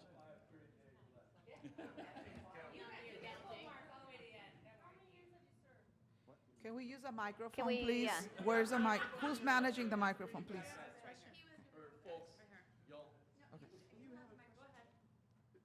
No, go ahead. We'll go. You'll have it, and then. Okay. Oh, okay. I think. I wanted to say, I wasn't here this morning for the first part of I came for the breakfast, and then I ran to the tour of the wetlands. I also started a nonprofit that has to do with sustainability in the environment and being environmentally engaged. But I did want to talk about that intersection of environmental justice as well, and that it's really an important piece. And a lot, when we talk about housing and land use, I think it's really important for people in this room to be thinking about the environment when we're doing this and how it disproportionately affects people. And so I'm sorry I missed this morning, but I'm really grateful to be here. As far as the people who are here, I'm really grateful for each and every person that's here today. And sometimes this happens with my campaign events. Like, the cool kids are the kids that show up sometimes, and they donate a lot. And they're my people, and I know who I can count on. So in my opinion, it's a moment to take a really hard look around the room and find out who your real brothers and sisters are in this movement, in this moment, and get each other's information. And it's a really important first step. I'm super excited about this. The other thing, just being a social worker from Detroit, I worked with Congressman Conyers, and I knew Rosa Parks. And one of the things that Congressman Conyers did was bring forth Martin Luther King Jr. Day every year for 30 years before it passed. So he never gave up. And when I had a meeting with him and, good trouble, John Lewis, it was just the three of us hanging out. They had Maker's Mark, I had a Diet Coke, Lil Miles Davis. And they told me, John Lewis, hey, I'm a kid from a sharecropper's family. I had nothing. Look how much you have. Like, who are you not to make a difference? So I know sometimes it feels hard and frustrating, but it's not what it was. And now the police are here to protect, even though they're not always perfect at that. It's a very different situation than getting beat up on the bridge. So I just think sometimes context taking of where we really are in this moment and what we can do. And to me, it's a little late to be doing DEI, but I'm grateful. Moving here from Detroit, Michigan to Oregon, it feels like in some ways I moved back 30 years in the conversation around race, especially, but there's other kinds of equity. And then I just want to say one thing. People might not think like somebody that looks like me, but I was on permanent disability one time. I was told I was never going to work again. I had to go to some of the programs that were talked about earlier. So there's a lot of different kinds of equity to talk about. And there's a lot of people that are hidden that you wouldn't necessarily know. There's silent people. And that was my realm a lot of working in PTSD with people with catastrophic health issues that they're dealing with. And it's just a huge moment of loss, not just of physical health, which is everything, but also financial, also how you relate to people, loneliness and isolation. So there's a lot of stories. We seem to tend to lean into similar ones, but there's a lot of people that can identify that might come from different paths around equity and inclusion. And the final thing I'm going to say, sorry for being so long-winded, but I'm really excited in this. Okay. I wasn't here for that part. I'm sorry. I'm not apologizing. So I'm long-winded because I'm excited, but what was I going to say? Oh, so I was reminded by Kirk Ross earlier that the NLC conference is coming. So I'm really looking at my schedule to see if I can go to November at Kansas City, Missouri. So if anyone's going from this room, will you just let me know so we can hang out? It'll probably help me get my ticket together too. That's all. And let's just be like that. I want to be like making good trouble together, and instead of being the one out in the hall, to join together and push each other forward into stuff. And then the rest, if we do it in a fun, gorgeous way that we can, it does nothing but magnetize. It's just like food, you know, I'm Greek, really good Greek food. Everyone comes. Everyone comes to the food truck. So it's like if we just do the things how we can do them in beautiful, attractive ways, I think that we're going to have a groundswell that's going to change the culture of this organization. Thanks. Thank you. You want to keep going, or you We'll, want to stop? we'll take I think there was one up here. one up here and then back there. While you walk over there, I'm going to say just a couple of things. Thank you for sharing so far. I always learn and I like to listen, but I want to just provide some insight because I've heard, you know, the level of disappointment, right, of other peers not being here. And one of the tactics that I have used when I have found myself in that situation is with the Socratic question. And I used to say, please help me understand why, what happened. You know, I didn't see you at this particular event, and I'm just trying to understand, want to kind of figure out and revalue our values within or whatever it might be. So the Socratic question always, so it's not an attack, but it's a Socratic question to try to help to understand, which the ball is in their court. You know, help me understand, and that'll give you some a way into. It's okay to feel like I'm feeling disappointed. I'm trying to understand. I don't know what happened. You know, or was there something else we could have done better, or communicated, or whatever that may be. I really thank you for somebody brought up the environmental and sustainability. We've actually done presentations. I did a presentation 2 years in a row, and it was all about diversity, but it wasn't called diversity. It was called environmental sustainability for humanity. And then boom, boom, boom, we did what we needed to do. That idea came out of working with the sustainability director, and she educated me. She was from Colorado. I said, well, what does sustainability have to do? She goes, here's a book, go read. And I'm like, I get it now. So we put this curriculum together. So I just wanted to say, yes, environmental sustainability of humanity is very important. So I think that our city work needs to not just be DEI centered in what we do, but also because of climate. And so that's something new that we have started to talk about. But I think that local government is prime for being DEI centered. We could do that. We're serving people. In relation to who's not here, this is will they or won't they? Will they or won't they participate? Will they or won't they listen? And then finally, I think that you need to be you, be centered, and walk in life that way, that you have that expectation that you have to be who you are. And take care of yourself. So, yeah, I mean, we're all here, and I think something that's really important to remember is those feelings of like, am I crazy? Is this really what's happening? I mean, there was one slide, and you talked about the mental health aspect of it, but we were kind of rushed at that point. But that's a really serious thing, you know. I'm on the board member at large for the Hispanic elected officials for the National League of Cities, and that was an aspect of that as well, of like how impactful does the system come to us. And I shared a story. We're not sharing stories, but when I told the story, people were like, oh my gosh, I'm not crazy. And now I know why I've been in therapy for the last 2 years, because the pressure and those expectations about, what's happening and how I'm perceiving things is not me, really, and it's this whole bigger picture. So, you know, if anything is like, they're not here because they're not gonna hear it, right? So let that, you know, let it go.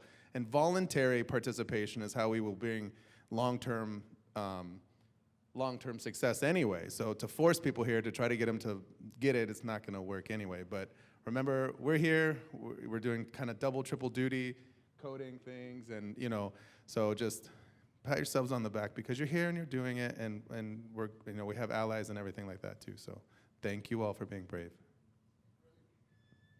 I did have a comment about, well, I think it was you or earlier said about, do we need to rebrand this so to get more people in and that sort of thing. And in respecting the diversity of people and what motivates them, I found that one motivation is self-interest. And so in my mind today, I've been trying to think of how to talk to my colleagues who worked here and answer their question of what's in it for me. I think we need to admit that when you walk in here and most of the people are of color, the reason is because there is a self-interest there. How do you tell a white person it's in your self-interest to do this? I have my own reasons. It was the way I was raised, a sense of duty, of wanting to make myself better and wanting to make my community better. But I go up to a politician and I said, look, I really think you need to be in this session. And he'll say, is it going to get me more votes? Is it going to get me in the newspaper? Are people going to be happier with me? What will this do for me?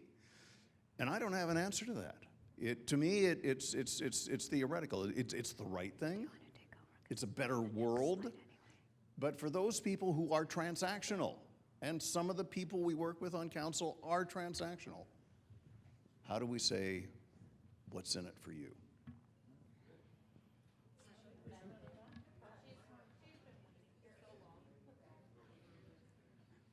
Sorry, I got stuck over there.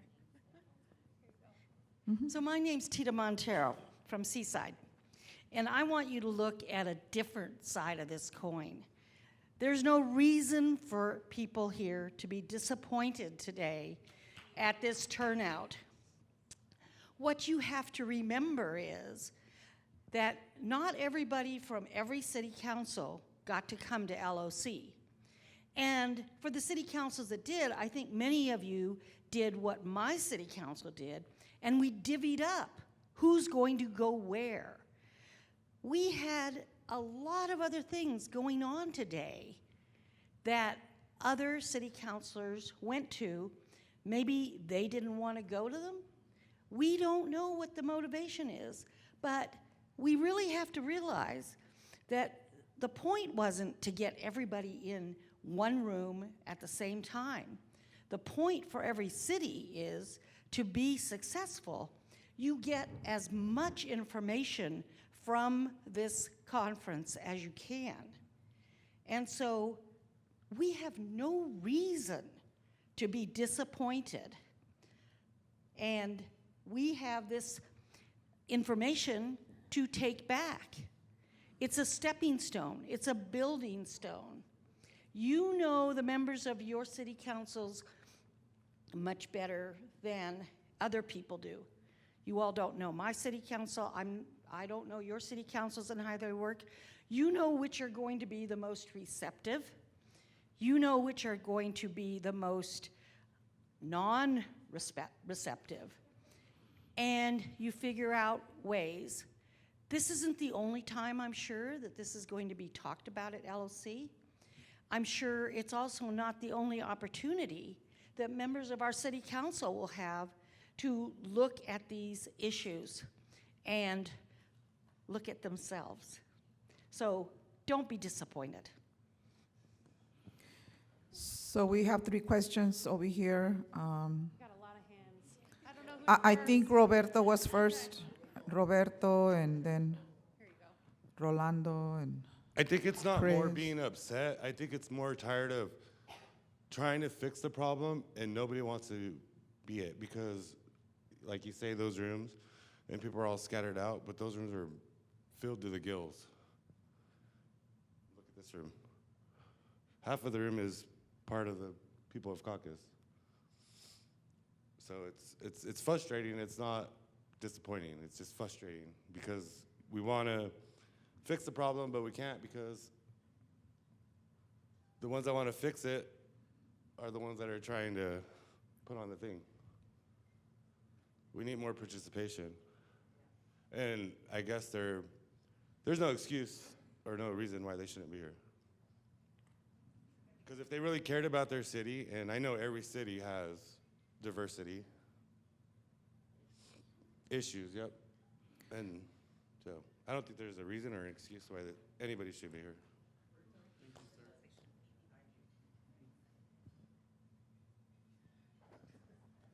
Okay, you asked for it.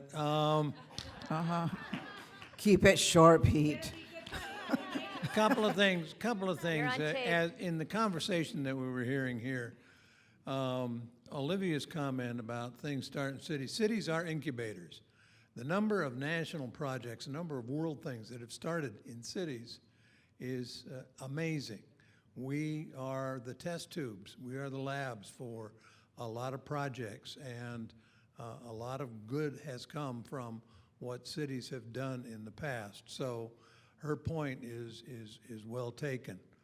I would think that if, and maybe Narce, and you can take this back to the people of Pacific and have a conversation with LOC about turning this into a class for credit at Pacific so that people here not only get the opportunity to be in and meet with their peers, but also get a little bit of university advancement through this and maybe move on down the road.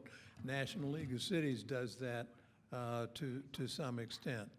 And an advice to Bridget's comment about the NLC conference, the summit meeting in Kansas City, that's always a good idea. I would, if you had a choice, if your city council says you can go to this one or the other one, go to the National League of Cities Congressional Cities Conference in Washington, D.C. in March, because that gives you an opportunity not only to take the same classes, but also have the opportunity to go up on the Hill and meet with the congressional delegation from the state of Oregon.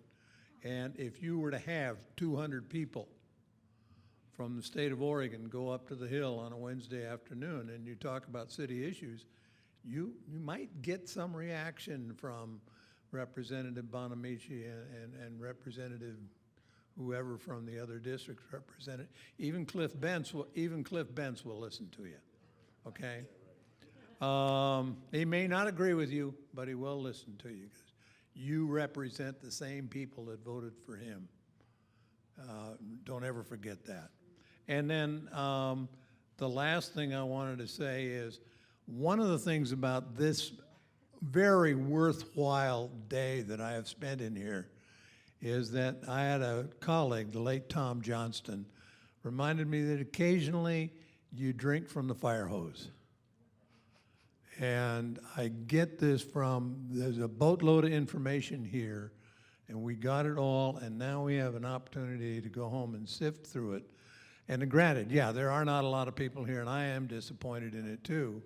But you get a chance to go back to your cities, be the leaders in diversity, equity, and inclusion. And when somebody there says, well, it's not that important, you have the opportunity to say what Greg Evans said earlier, bullshit. Quoting now. And we are actually going to have y'all do that before we leave, to sit with some other folks and make some plans about what that's going to look like when you get back. So we have Chris, and then we have, is it Rolando in the back after? And then my friend over here. Thank you, and thank you very much for your honesty here today, reflecting on the morning session. That's one thing that really struck me, is that there was a lot of honesty in the room, and that's how we push the ball forward, right? I've received a lot of feedback today. I've taken a lot of notes, both for my city, myself, and the future iterations of this meeting, of this session. I'm going to break leadership rules right now and share that I am disappointed. In terms of being I am disappointed. And I know we're supposed to stay positive and put a smile and be that positive leader to move forward, but I'm disappointed. When I analyze that feeling within myself, I think it's more sadness, right? More sadness. Sadness that others didn't get to partake in this. Sadness that others didn't fully recognize or internalize the value that this offers. Something that a couple of us know that many of you don't. Over 100 people signed up for this session. Over 100 people signed up for this session. My opening remarks included that we were represented by over 35 cities from all corners of the state, urban, suburban, rural. I had to cut that because it wasn't a reflection of what was in the room, and that saddens me. What does that tell me? And when I take it from disappointment in others, right, and really realize that it's just sadness that I feel in myself, well, if it's something that I feel in myself, I can fix that. I can work on that. We can find better ways to reach out. We can find better ways to extend a hand. Some people need an invite. Some people just need to see it on a list. But as we're all prioritizing our busy schedules and this packed, really packed itinerary, there's so much great content. How do we use ourselves as beacons to let others know great content's here? One piece from this morning that I really liked, and then I'll pass the mic off. One piece this morning that I really liked, and I'm so terrible with names. In the yellow in the back, what was her name again? Yes, sir. Thank you. And Scott mentioned, I believe, microaggressions coming from a place of power, right? And if we draw that line, if we draw a through line from privilege gives us power, and microaggressions come through power. Well, as elected leaders, we all wield a level of power. And so the skills that we learn here today not only will make us better people, will make us more empathetic, will make us stronger, but they'll make us better leaders. They'll make us better advocates for our community. They'll help build those skills and that bandwidth to be able to serve in the way that I think we all set out to. So I'll leave that there. Thank you so much. I'm going to pass this on to Roland. I forgot what I was going to say. No, I'm not much at talking, but no. I want to address what the young lady said over here, and you stole my thunder, President Lopez. Over 100 people signed up for this, and I am disappointed. I'm with you. I'm disappointed because even my council, yes, there's other things, and you say, my good friend Pete Truax over here, Mayor Truax says you can take it home back, talk to what you learned. I've been trying that for 8 years. I mean, I tried a pride flag 3 years ago. We still won't do it. We have people that vote against it of the month of June. And this is where we're at. I mean, so those people should be in here and learn. We should alternate. I remember this is my 11th conference, and I heard the same thing at the last DEI class. Well, there's other things I want to do. I mean, there's other things I want to see. And everybody knows my motto about showing up. You really care about it, you guys show up. You can pretend to care, but you can't pretend to show up. Thank you.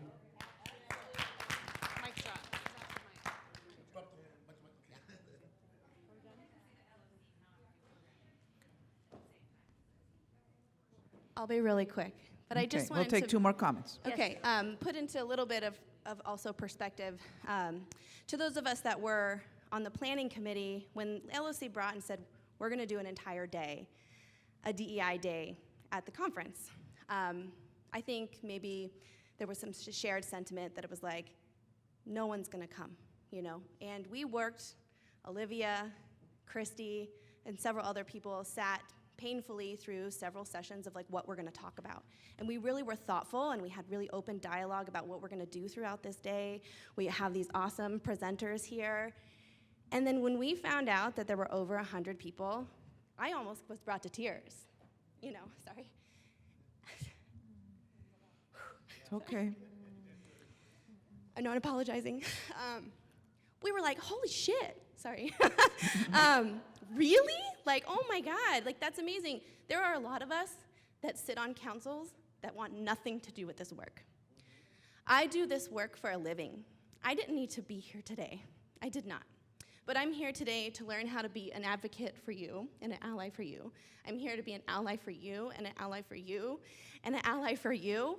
That is what I'm taking back, because I can speak for my community, you know, that's my experience, but that is why this information is important, because while I may speak on Indigenous beliefs and behalves, I don't know what it's like to live in your life, and I want to be able to call it out when someone is not thinking about putting on a sidewalk, and I don't know to do that. It's not second nature for me. And so, well, it sort of always surrounds around race for the most part when you talk about DEI, and that's what I think people are afraid of. Why they didn't come is they think, oh, we're gonna talk about white fragility, we're gonna talk about race. But there are so many other intersections, and that's where the disappointment comes from, is that we worked really, really hard on this and put this beautiful moment together, and people were on the wait list. You know, I was even on the wait list because I forgot to sign up. But how many people were on the wait list that didn't get to come, that were intentionally wanting to be here? And so I just wanted to give that little bit of a background, so thank you. Okay, we'll do one more comment and then we'll, Oh, sorry. okay. Over here and then who's back there? Okay. Okay, so I'm also a member of the wait list. Go waitlisters. I have to say that I also agree that I'm disappointed. I'm disappointed that my surrounding rural cities, and even Woodburn, that's a big city, isn't represented here. Woodburn's there? Okay, I lied. You're there, yes, yes. So, I apologize. I guess I'm used to the other faces that I've seen before, sorry.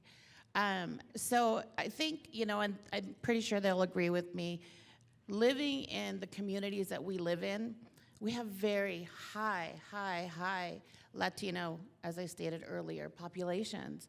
And again, when you're voted in by these people, you're supposed to work hard for them. Mm-hmm. Working hard for them, yes, I could have gone on a tour today, but this is what my people, I'm sorry, I hate that word. They're not my people. They are my friends and neighbors. I absolutely hate when it's my neighbor, but I heard that earlier and it stuck in my head, or my people. I feel like, sorry, that race has been around for a long time, and it is time that everybody, and I mean everybody, is treated equal. I'm really tired of seeing people that are walking around, you know, working from before the sun comes up, and they're not coming home till 9 o'clock at night. They're making minimum wage. And these people are doing the job that nobody else wants to do. I know that because in our city, we 80-some% Latino, I think it's 84 or 86% now, out of a population of 2,588. That's a small city. And I can't represent my city if I'm not here to learn how to better communicate, validate, and bring them the ability to be able to speak freely and not be afraid to come to the council, to come to the mayor, to come to City Hall and our police. And so many, and I don't know how many people agree, a lot of people of color are afraid of the police. Our police they're very engaged. We have 3 Latino officers, a Caucasian chief and a Caucasian lieutenant.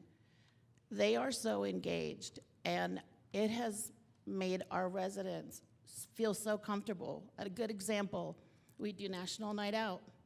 Our police officers and our fire chief came and built a human pyramid. And there were so many kids jumping on them. And then we had a service dog up on the top. And it just kind of brought everything together because, sorry, you brought everybody in the community together. And I feel like people that don't have that kind of percentage don't get it. They just, oh, well, they're not in my city. You know, I don't have to deal with them. But you know what? They're people too. And we deal with all kinds of people every day. So, yeah, I'm disappointed that there's not more people. I know there were more people earlier, but I just don't get it. Yeah, I want to say thank you for your passion and your heart, and your city's lucky to have you there and have all of you that are here. I'm going to tell you just a really quick story as we go to the back. A lot of the things that you're saying, give yourself grace. You are here. You all have the different perspectives, and it's okay to feel that disappointment. You don't need to be, you can be, it's okay to be unapologetic. I remember, I'm a storyteller, I'll make it short, saying similar things to my father and my mother, and being in tears, and saying, Mom, I think I just want to go back and work in the fields. I think I'd rather go and change pipes. It's really hard stepping out of the circle and being an advocate for all the things that you have all said, for example. And my mom and dad said, we are in Oregon, and you will be the first of everything that you do. And you will be lonely. And you will have to fight. And you will have to be a warrior. And it's imagine yourself in the middle of the forest and there is no trail. You have to make it by yourselves at time. And if you're on your knees, get up and do it again. And many of you are in that role, all of you actually, because you're here. Yes, it is lonely. Yes, it is frustrating. Yes, you're sad. Yes, you're angry. Believe me, I'm there practically on a weekly basis, monthly. It happens. With any system. It might be the health system, it might be the K-12 system, it might be the prison system, whatever it might be. But if you don't do it, who else is going to do it? And I know it's tiring, and I recognize it. I know, trust me, I know it is. It is. There's no question about it. That's how I got around it, is because of that message that my father gave me. And it's true. Those of you that are non-BIPOC, and have spoke, gracias, thank you. We don't need no more allies. We're done with allies. Our communities need social justice accomplices. Okay? And like, be at the table and ask who else is missing at the table. Speak for others. Not speak for others, but just whatever it might be. So anyway, I just wanted to say those things because everything you're saying has a lot of heart and pasión and commitment. And there's about 100 and some people, but there's about 50 people here. Just do it. Just get up and do it, right? So, and then I want to thank the planning committee too. I really do want to thank the planning committee. Yeah.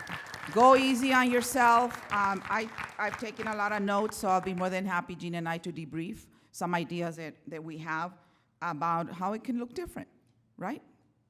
I mean, you get to make it whatever you want it to be. All right. And I would just say turn the bad to good, right? Like, what are we getting out of this? We are here together. We're with our brothers and sisters. We're here with people that know us, understand us. Doesn't it always feel good when you walk into a room like that, right? We feel good. So yeah, there's some pretty crappy things that we've been thinking about right now, and it is sad, and ooh, yeah, it hurts. It hurts, right? Because you're in this group and you're thinking we're all working together, and here I am by myself, right? So think about the good things too. We're here. It's a start. It's Yeah. a start. Sure. Microphone, please, because not all of us can hear. Oh, no, please go, sir. Please go. You've been waiting. You've been very patient. Okay, yeah, my name is Jan. I'm from Newport. And I've just came now to this session because I saw Beatrice out, and She pressured me. Good job.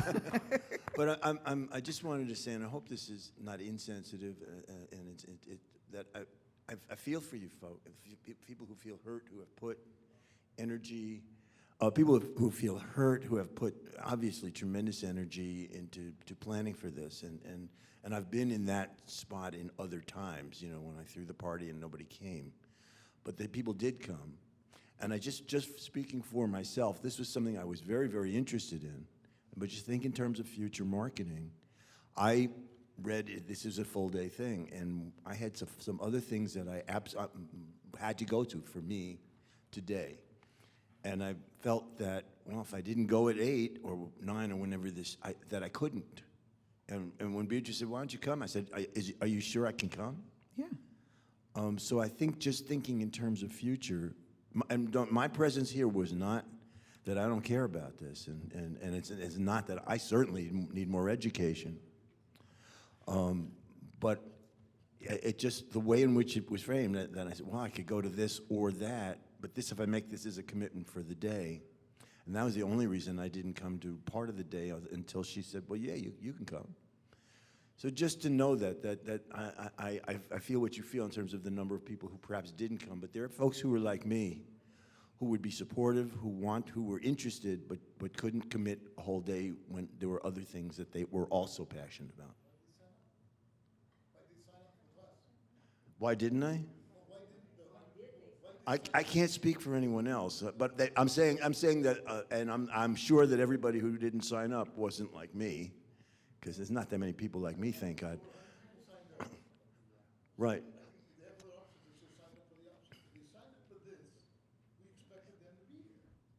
I get that. I didn't sign up, but I would have signed up if I could have signed up for the 9 to 10, for part of the day, but that wasn't an option.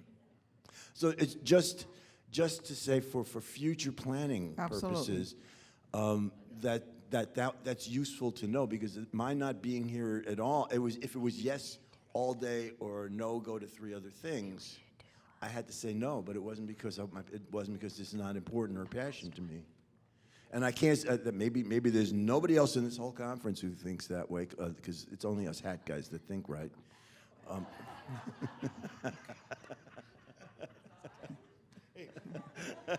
Just to have to do the guy thing, you know.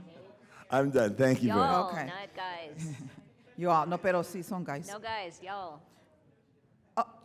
Okay. I just had this quickest curiosity, actually. We keep talking about who's not in the room, and I keep thinking about who's in the room. So I understand disappointment, by the way, and I hate it when people say they're going to come and they don't come. But I mean, I've also dealt with that a lot. So sometimes that happens.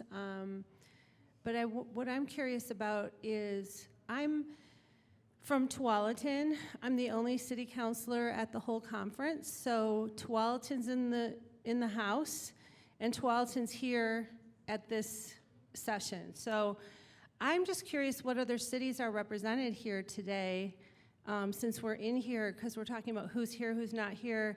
I'm just really curious who's here. Like, I want to be Facebook friends with everybody. I want you all to donate to my campaign so that I can run for a bigger office, and help pull other people across the finish line.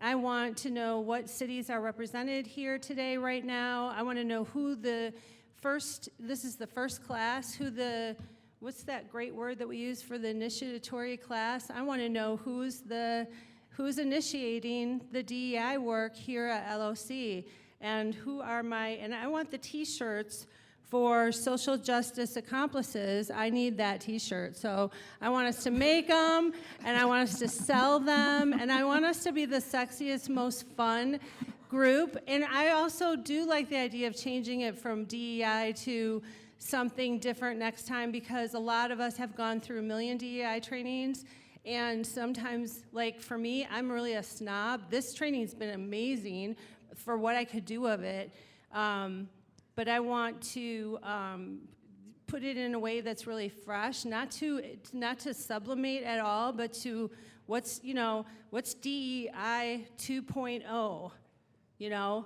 build it and activate it. Like, we keep talking about infrastructure.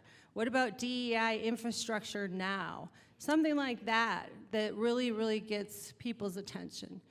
But I'm just curious if we can hear who's in the room, what cities, if people are into that. Are you all okay if we take just like a few minutes to have people quickly introduce themselves? So, because I thought you had all already done all that yesterday or whatever.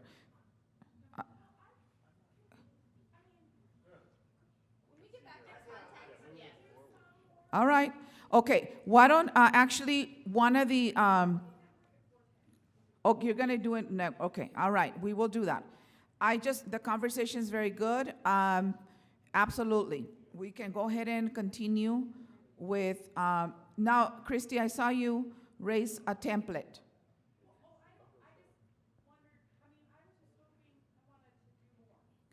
Okay, then we are going to do more then because you have that in front of you, which is the equity one, right? Okay, then Jean, we're going to go ahead and do the scenario because then you can apply the equity. You can apply that. So let me move backwards. Thank you for speaking up. And okay, we already did the morning session scenario. Okay, we're going to do a scenario activity. There is a scenario that Julio is going to take to each table. And there's a scenario there, and we want you to interpret. Oh my, see, I feel like I'm at home. I'm a Chicana right now, so my accent is coming out. How do you interpret the following scenario? How could you address the situation and what are some possible solutions? So we're gonna give you about 10 minutes, and then we're gonna have each table get a note taker, somebody that's going to speak at your table, so with the talking points. So choose that, negotiate that, and we're going to do about 10 minutes of it. And that form that, Christy, can you show that form? All of you should have it. So that's actually a tool that you can utilize to address the situation that will be, and all of you have the same scenario. Right? So it'll be interesting to see, how you will address this. Yes, so any questions? Sí.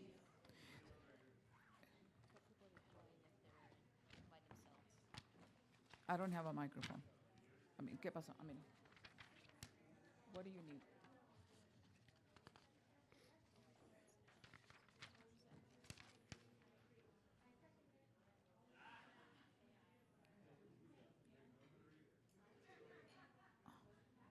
Okay, Julio, did everybody get the same question?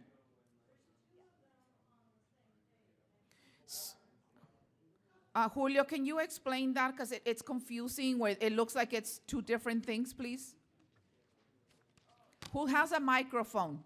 Oh, sorry. Passing up paper. Who needs the microphone? Hello, hello. Apologies for the confusion. So the sheet, it was a printing error, so there's nothing wrong with it, but it is one full scenario. Yeah, it was just printing error on my bad. So we're going to do about 10 minutes of this, and then we're going to have each table quickly give us some, share with each other. We have about 15, 20 minutes left, correct, Jean? Total. 15. So let's get going. All right, we have a few minutes left, and we want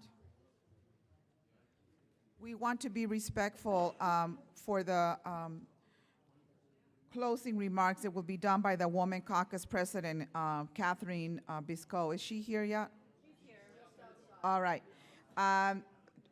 She's going to be closing it. We don't have a lot of time. I only have a few minutes, like 6 minutes. So I just want maybe 2 tables to volunteer, and just keep it short, please. So what particular tables are the brave and safe ones that want to speak? Okay, I agree with this table because they haven't spoken much. So yes. All right. So I'm Brian. I'm from Dallas. So you know, we're here. And it's the second largest Dallas in the world. That's what my mayor says. So how do we interpret the following scenario? What DEI concepts can we identify? Certainly the stakeholders, all the stakeholders in the community were not identified. The community leadership was being exclusive in their community. Again, not reaching out to everyone, not identifying who those stakeholders were. The leadership was really deaf to the concern when it was raised by the citizen. And the family actually feared retaliation of the individual's desire to then make a difference in the community, and that's concerning as well. So how could we address the situation? What are some possible solutions? Certainly before, if we were the leadership, we would have asked the question before going out to the public with the fee, saying how, who needs to be engaged with and how can we engage with them, determining, where we need to engage, do we need to reach out? Instead of inviting them into City Hall, do we need to go to where they're at in their churches and their pubs and other places like that? And then just making sure that we are sensitive to, knowing who is in our community and how to engage with them is just important, so. Thank you. Very well done. Oh, somebody back here? Oh, Chris. I have a question Oh. I have a question for the table. All right, go ahead. Is it okay if I ask you a clarifying question about your approach? Yes. So, currently, Let's use a mic. I can be loud. Am I loud enough? No. All right. I can be much louder with the mic. Thank you. So my question is to the approach in the answer given, and while I respect that, currently the city is pushing back on publicizing or printing things in a language that 20% of the residents understand. How do you bring those individuals to the table without engaging with them in a language that they understand?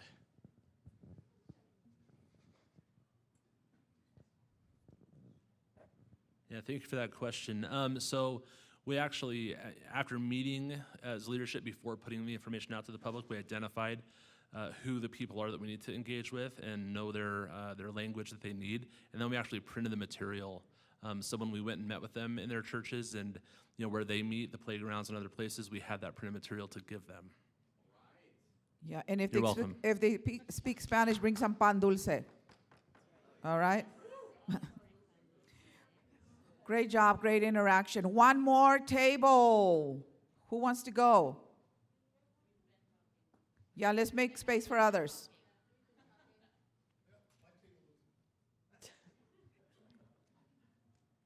Nobody?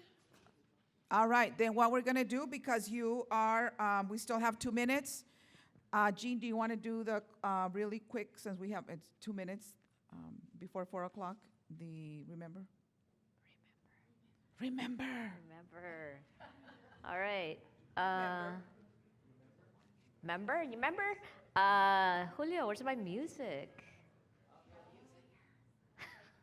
Get ready with your dance moves. Just kidding. So we're going to do, we made up this term today. It's the closing icebreaker. Do you remember the opening icebreaker? All right. So we're going to get the music because what was the music? It's a what? It's a good day. It's a good day. So we're going to get up and we're going to chat. You're going to go meet somebody else. You met somebody this morning. Now you're going to go meet somebody. And now you're going to tell them what you're going to do in your next council meeting. Tell them what you're going to do. Tell them what maybe rubbed you wrong, or that you love them, or you're like wanting to understand what's up.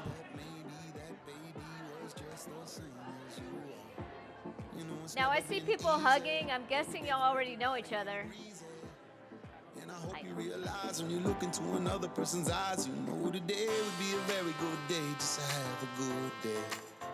You know today would be a very good day just to have a good day. With a little more love and a little more laughter, a little more good vibes, less disaster. You know today would be a very good day just to have a good day. All day long. All day long.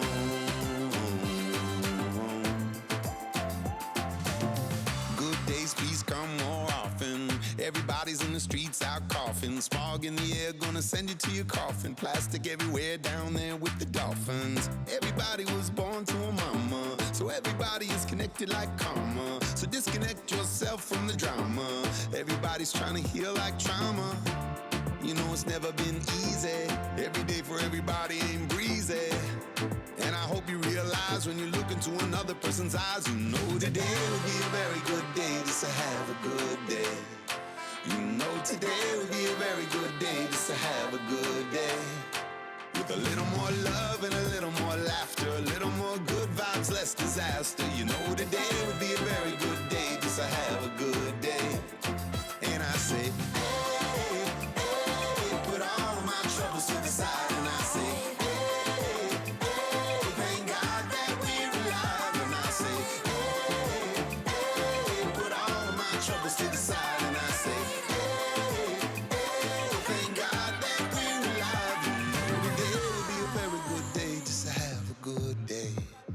You know today would be a very good day just to have a good day. Gente, it's 4:01. Now you have met somebody and you engage with somebody else.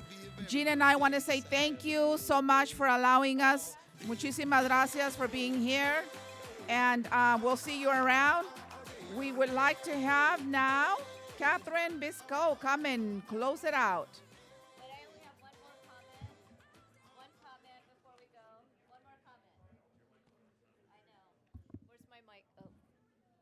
All right, the closing comment is, and I'll translate it. Pórtense bien y si no me invitan. And that means what? No, pórtense bien y si no me invitan. It means Pórtense bien y si no me invitan, behave. And if you don't, invite us so we can go cause some trouble together. Okay?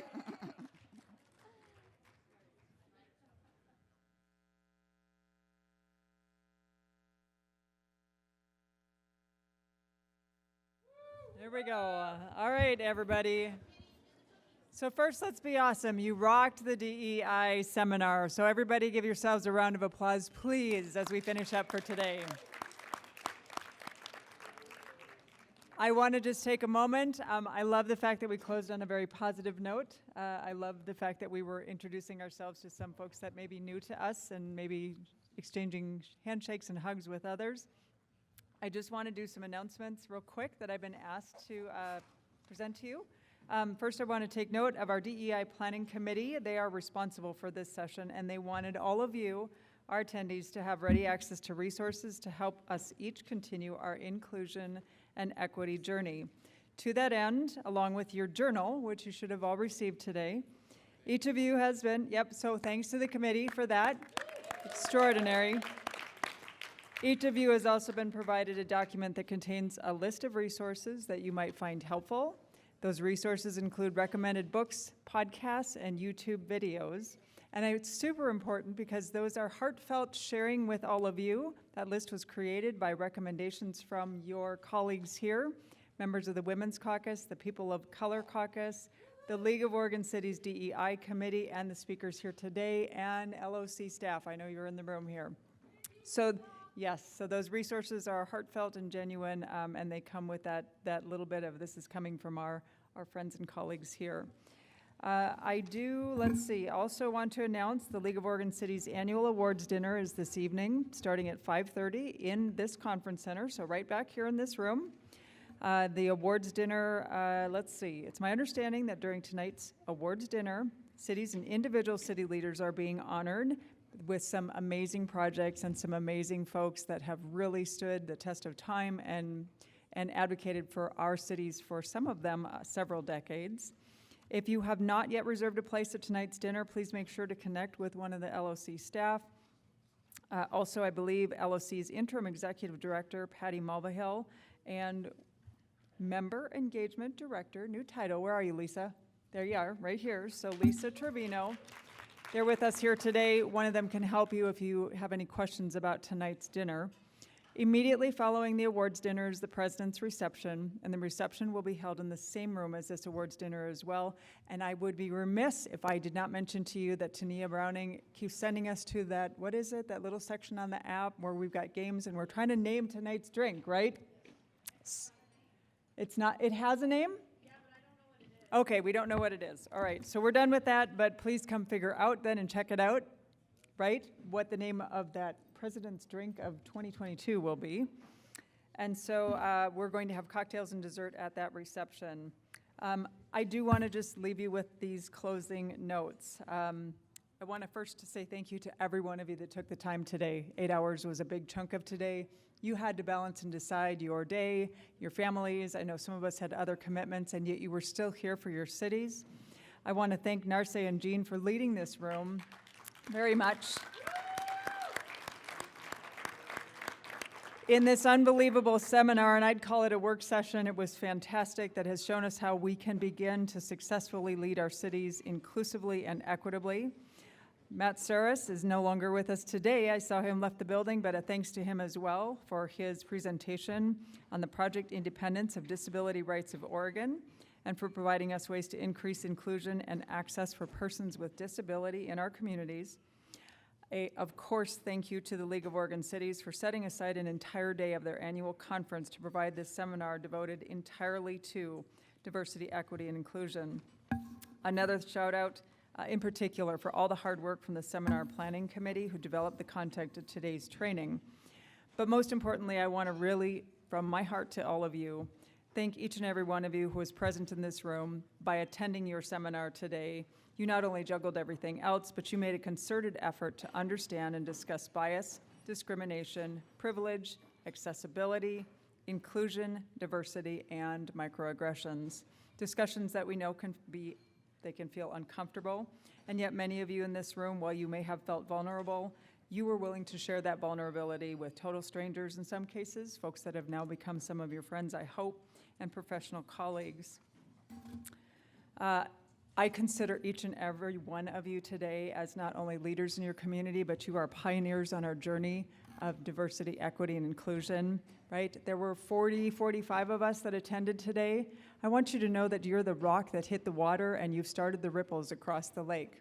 And we should never, never apologize for standing in this space today and knowing that we stood firmly on the ground of bringing diversity and equity and inclusion to our communities and our fellow leaders. How we lead on those matters of equity, inclusion, and diversity will determine how others in our cities embrace and champion these ideals. As city leaders, we took our positions to do good work, and the good work is hard. But when we're successful, that good work empowers our friends, neighbors, and colleagues, and we inspire not only our communities, but others. These actions liberate, and they transform how we live, work, and play. I want to just take a moment, and I'm going to close with this. So this journal right here, I'm going to read with you if you join me in reading and following along. This is to each and every one of you, from the leaders in this room, from our peers in this room, from our caucus members, the League of Oregon City staff as well.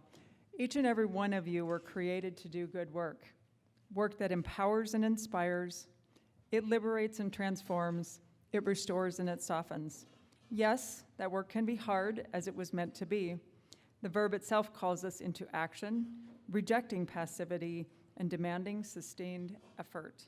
It provokes, agitates, and disturbs, but this work, the call for justice, is good work. It defends the oppressed and it frees the captive. It tears down walls and it destroys barriers. It changes things. You're advocates for change. So when we are feeling weary or hopeless or spent, remind yourselves that the darkness is being flooded by the marvelous light that you have brought to this fight. Yes, this is work, and it is good. So thank you to everybody. Thank you so much for joining this. This is the first step in our journey. Have a good evening. Just a couple logistics. Yeah, let's do a group picture. Also, if there's any journals left, please take them. Don't leave them here. They're yours for the taking. And then one more announcement. The POC caucus members will be meeting 5:15 at the fireplace out front for another picture. But let's do one before everybody leaves here.